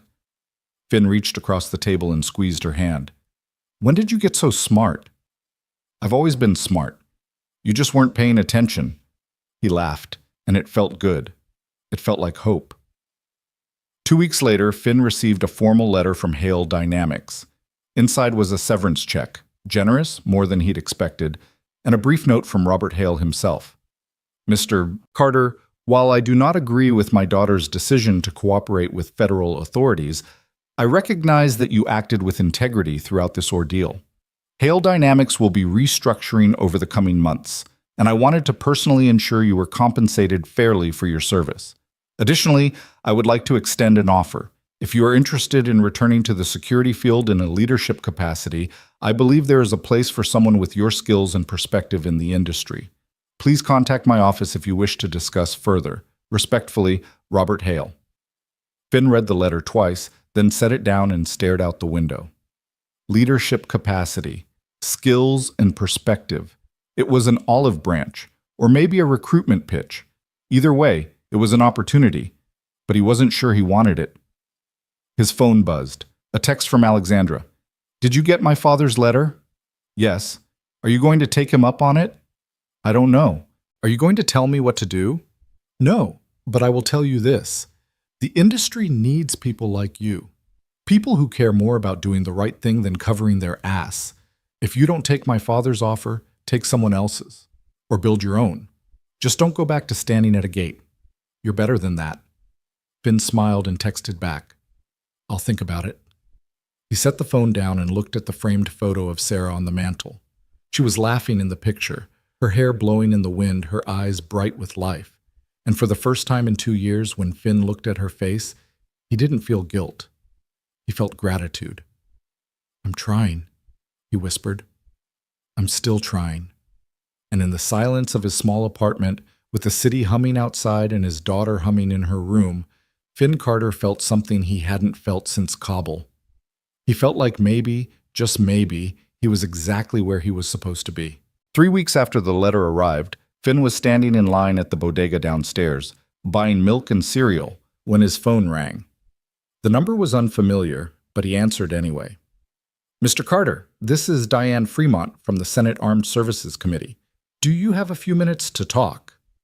Finn glanced at the clerk, who was ringing up his groceries with the speed of continental drift. "I have a few minutes." "Excellent. Senator Whitaker asked me to reach out to you regarding your testimony in the Hale Dynamics investigation. We're holding hearings next month, and your perspective as both a former EOD specialist and the individual who uncovered critical evidence would be invaluable. Would you be willing to testify?" Finn paused, milk carton in hand. "Testify? In front of Congress?" "Yes, sir. We understand it's a significant ask, but this investigation has implications far beyond one company. We're looking at systemic failures in defense procurement oversight. Your experience could help shape future policy." He thought about it for exactly 3 seconds. Then he said, "I'll do it." "Wonderful. I'll send over the details." "Thank you, Mr. Carter." When he got back to the apartment, Audrey was at the kitchen table building what appeared to be a small robot out of spare electronics and duct tape. She looked up when he walked in. "Who was on the phone?" "The Senate. They want me to testify about Hale Dynamics." Audrey's eyes went wide. "Like actual Congress? With cameras and everything?" "Apparently." "Dad, that's huge. You're going to be on C-SPAN. We should get you a new tie." "I have a tie. You have one tie, and it's from 2015. We're getting you a new tie." She went back to soldering a wire to a circuit board. "Also, you should write down what you're going to say. Practice it. Make sure you don't accidentally call a senator ma'am when they're a sir or vice versa." "I think I can handle it, kiddo." Famous last words. The hearing was scheduled for the second week of November, which gave Finn exactly 26 days to prepare. He spent them reading transcripts of previous hearings, reviewing the documents he'd provided to the FBI, and talking to Agent Reeves, who'd been subpoenaed as well. She gave him advice over coffee at a diner near the FBI field office. Don't volunteer information they don't ask for. Answer the question, then stop talking. Some of these senators are looking for sound bites, and if you give them too much rope, they'll hang you with it. Noted. And don't let them rattle you. They'll try to paint you as a vigilante or a loose cannon. Stay calm. Stick to the facts. And for God's sake, don't mention that you violated your bail terms to disarm a bomb and apprehend a suspect. That's not going to play well with the law and order crowd. Finn smirked. "So lie?" "I didn't say lie. I said don't volunteer." She leaned back in her seat. "For what it's worth, Carter, you did good work. You saw something nobody else saw, and you acted on it. That takes guts. Just don't let Congress turn it into a circus." "I'll do my best." 2 days before the hearing, Alexandra called. Finn was at Audrey's school, sitting in the bleachers watching her science club launch model rockets in the football field. He stepped away to take the call. "Carter, I wanted to give you a heads up. My father's going to testify at the same hearing. He's going to try to discredit you." "I figured." "He's going to say you're a disgruntled employee with a vendetta, that you manipulated evidence, that you coerced me into cooperating." Her voice was tight. "I'm testifying too, and I'm going to set the record straight, but it's going to get ugly." "It was always going to get ugly, ma'am. That's how these things work." "I know.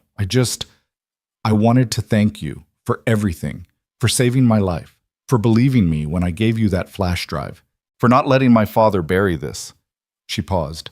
"You could have taken his offer, you know. He would have paid you well, set you up for life." "Money's not everything, Ms. Hale." "No, it's not." She sighed. "Good luck in Washington. And Carter, don't let them make you small. You're bigger than they think." She hung up before he could respond. Finn looked out at the field, where Audrey was adjusting the fins on a rocket, her face scrunched in concentration. When the rocket launched a moment later, it soared straight and true, arcing into the November sky before deploying its parachute and drifting back to Earth. Audrey jumped up and down, pumping her fist. Finn smiled. Some things, he thought, really were simple. You built something carefully. You launched it with precision, and if you did it right, it flew. The hearing room in the Hart Senate office building was larger than Finn had expected. Marble floors, wood-paneled walls, rows of seats filled with journalists, lobbyists, and curious citizens. At the front of the room, a semicircle of senators sat behind an elevated bench, looking down at the witness table like judges at a trial. Finn sat in the second row, waiting his turn. Alexandra was seated 3 chairs down, flanked by lawyers. Robert Hale was across the aisle, his expression carved from stone. Agent Reeves sat in the front row, reviewing notes on a tablet. Senator Whitaker, a silver-haired woman from Michigan, gavelled the session to order. This hearing of the Senate Armed Services Committee will come to order.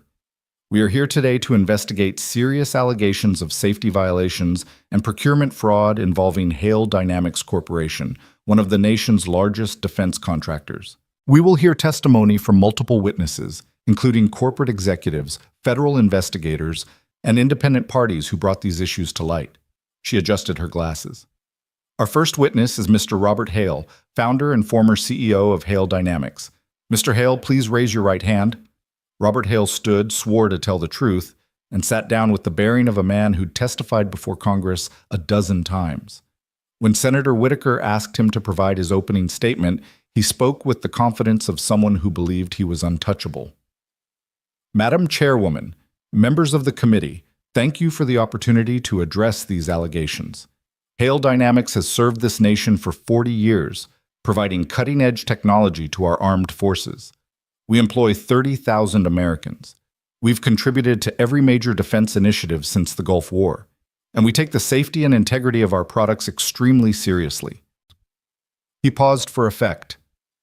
The allegations brought against this company are based on stolen documents, selectively edited communications, and the testimony of a disgruntled former employee who committed acts of domestic terrorism. Clinton Zane was fired for insubordination and repeated violations of company policy. Rather than accept responsibility for his actions, he chose to destroy property, endanger lives, and fabricate evidence to justify his vendetta. Senator Whitaker interrupted. Mr. Hale, are you saying the documents provided to this committee were fabricated? I'm saying they were taken out of context. Engineering discussions about acceptable risk parameters are standard in the defense industry. Every system has tolerances. Every design involves trade-offs.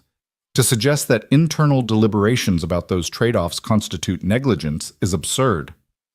What about the Nevada incident? 2 soldiers died when a guidance system malfunctioned. Are you saying that was acceptable? That incident was tragic, and we've cooperated fully with the DoD's investigation. But the preliminary findings classified it as operator error, not equipment failure. Preliminary findings that your company helped produce, Senator Whitaker said coolly. We'll return to that point. Thank you, Mr. Hale. Robert sat back, looking satisfied. Finn watched him, counting the micro-expressions, the slight tightening around the eyes, the way his fingers drummed once against the table.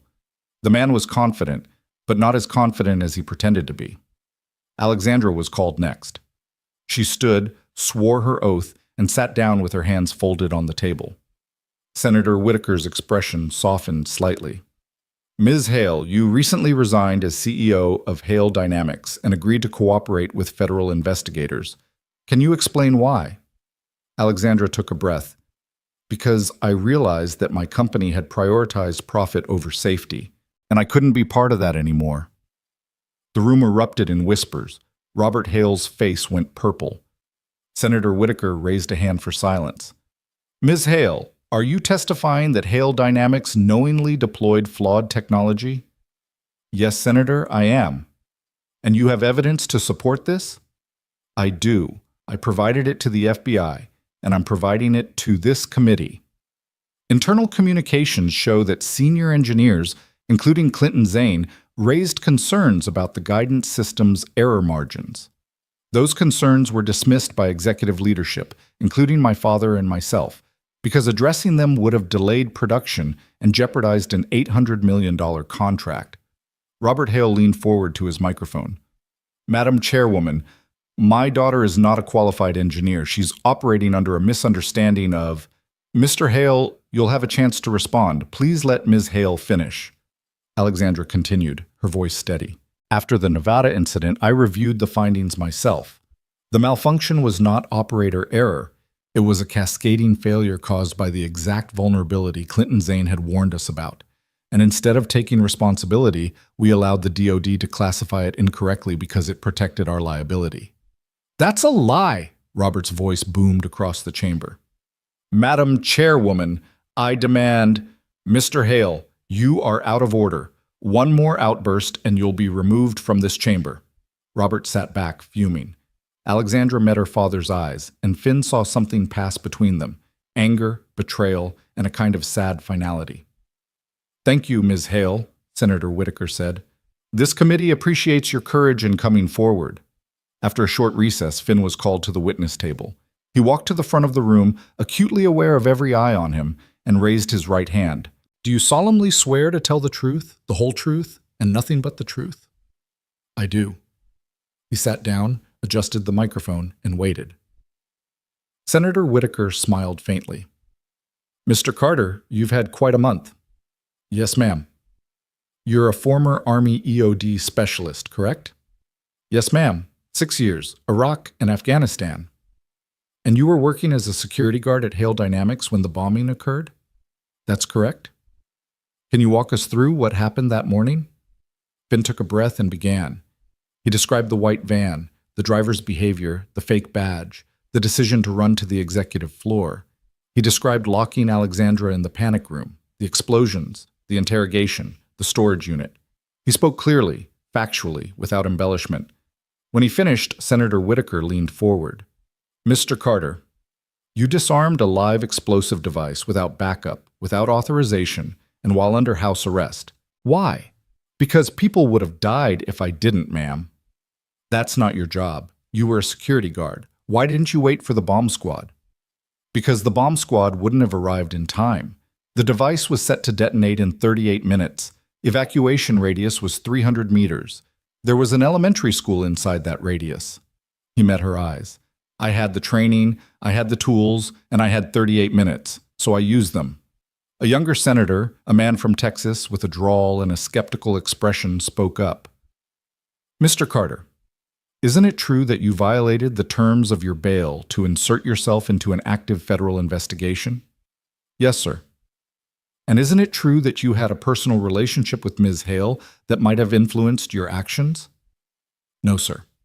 I'd never spoken to Ms. Hale before the day of the bombing. I didn't insert myself into the investigation. The bomber came to my apartment, to my daughter, and I did what I had to do to keep people safe. But you could have called the FBI immediately. You could have secured the suspect and waited for backup. Instead, you had a conversation with a domestic terrorist. Why? Finn's jaw tightened. Because Clinton Zane wasn't just a terrorist, Senator. He was a father who'd lost his daughter because a corporation chose profit over safety. He was an engineer who'd tried to do the right thing and been destroyed for it. And he wanted someone to hear him, so I listened. And because I listened, he surrendered peacefully, and nobody else got hurt. That's a very sympathetic portrayal of a man who planted bombs in a building. It's an accurate portrayal, sir. Sympathy and accuracy aren't mutually exclusive. The senator sat back, looking annoyed. Senator Whitaker suppressed a smile. Mr. Carter, you've provided this committee with extensive documentation regarding Hale Dynamics' internal communications. How did you obtain these documents? Ms. Hale gave them to me, ma'am. Why you? Why not the FBI directly? Finn glanced at Alexandra, who nodded slightly. Because she trusted me to do the right thing, and because she knew that if she gave them to the FBI without an intermediary, her father's legal team would bury them in motions and delays. She needed someone outside the system, someone who didn't have anything to lose. And what did you do with them? I gave them to Agent Reeves immediately. Senator Whitaker nodded. One final question, Mr. Carter. You've been offered a position in the private security industry, a lucrative position by all accounts. Are you planning to accept? No, ma'am. Why not? Because I don't want to work for people who prioritize profit over safety. I've seen what that costs, and I'm not interested in being part of it. Then what will you do? Finn hesitated. He thought about Audrey, about Sarah, about the market square and the panic room and the storage unit. He thought about all the patterns he'd seen, all the warnings he'd given, all the times he'd been ignored. I'm going to teach, he said. Threat assessment, pattern recognition, how to see what others miss. Because if there's one thing I've learned, it's that the people at the bottom, the guards, the technicians, the soldiers, they're the ones who see the cracks first.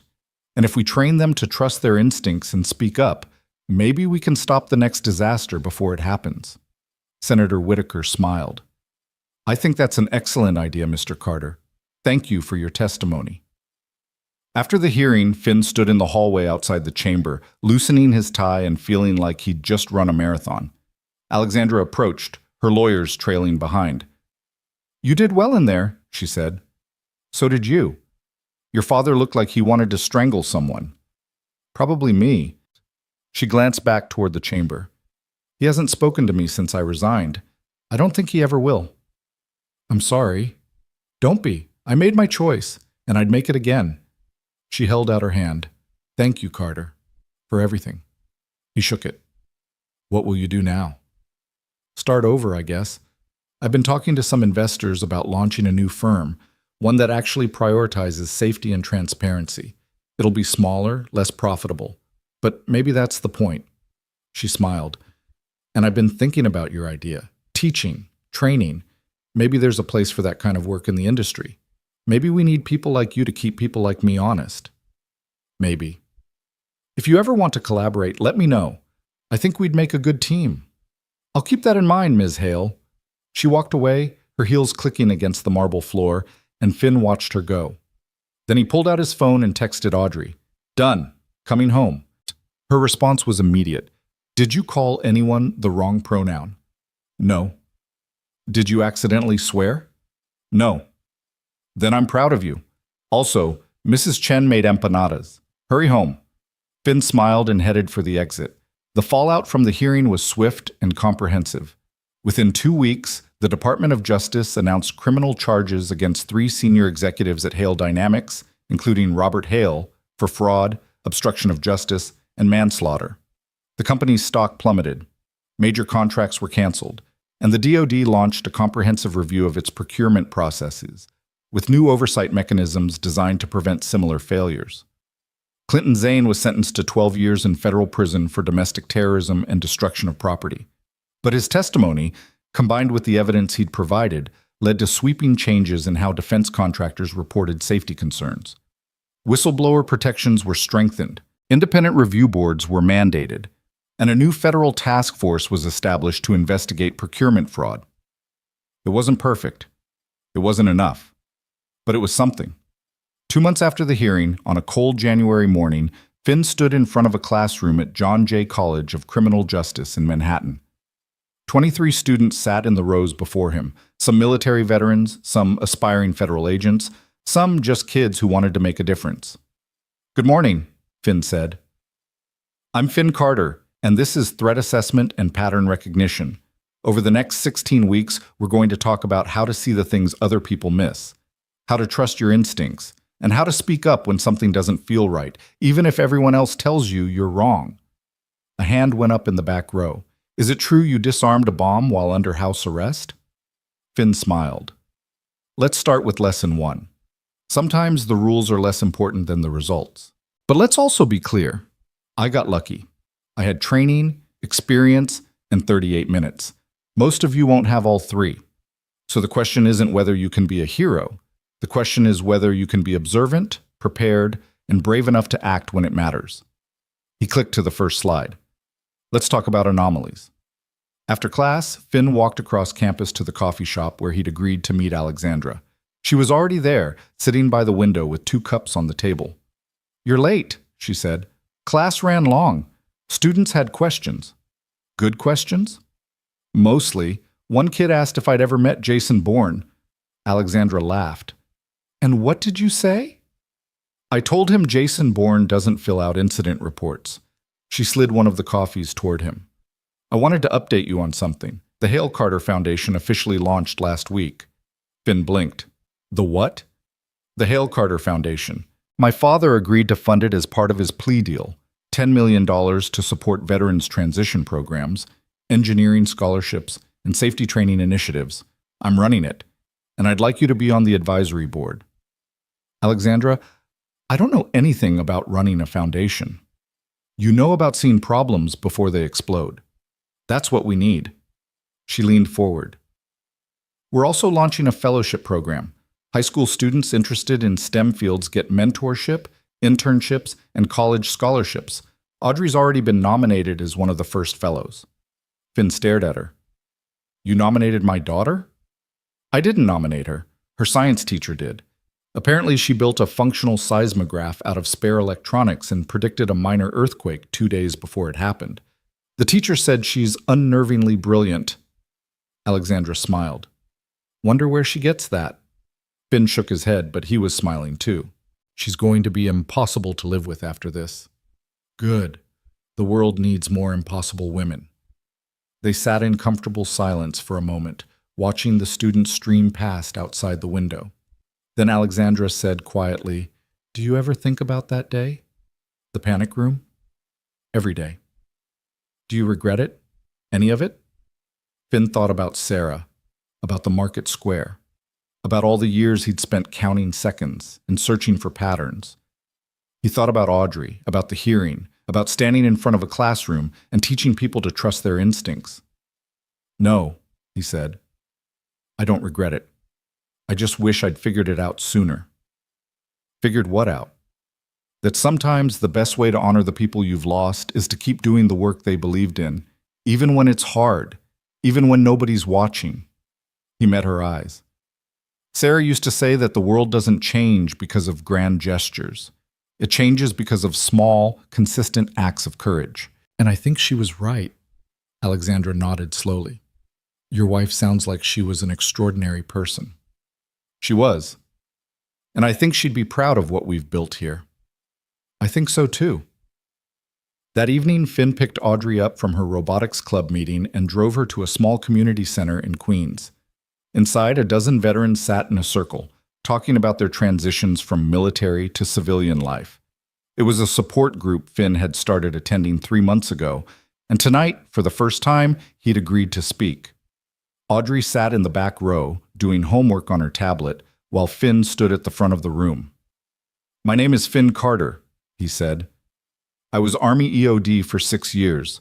I lost my wife in Kabul, and for a long time after that, I didn't know how to be a person anymore. I just knew how to count seconds, frequencies, heartbeats, anything to keep the noise in my head quiet. He paused, looking at the faces in front of him. Some were young, some were old. All of them carried the same weight he did. But here's what I've learned.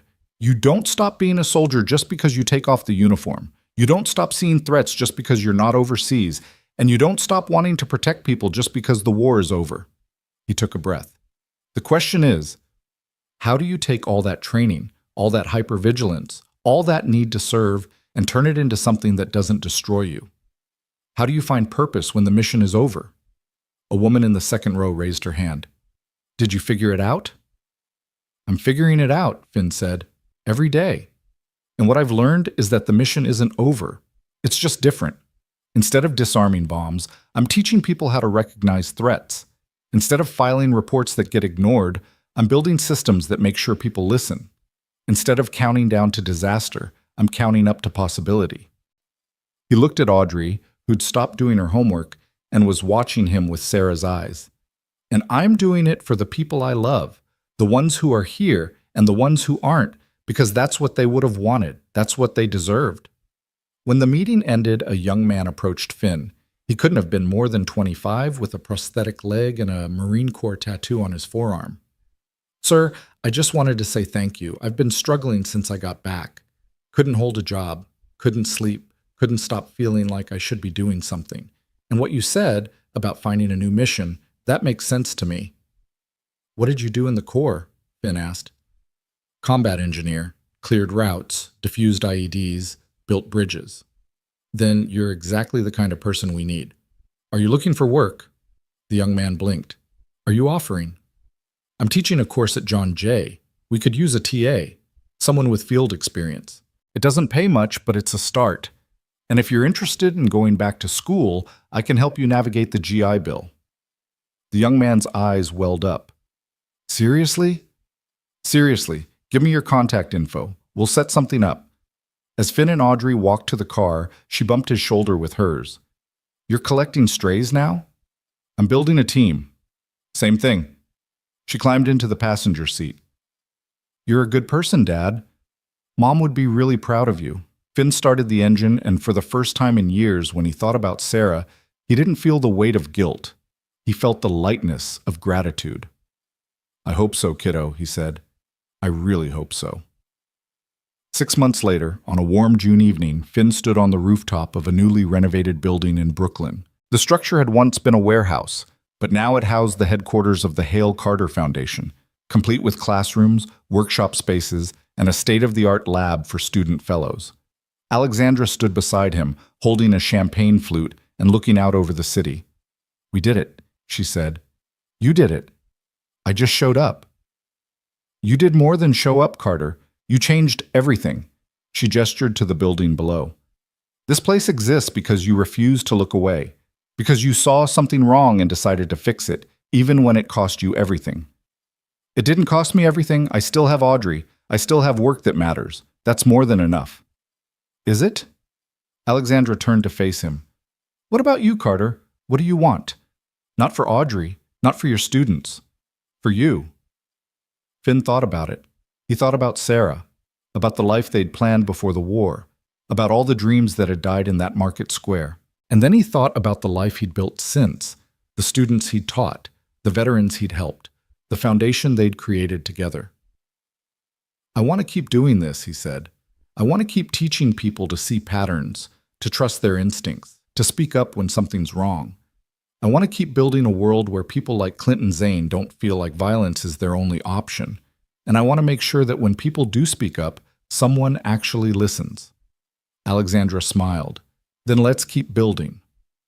They clinked glasses as the sun set over Brooklyn, painting the sky in shades of orange and gold.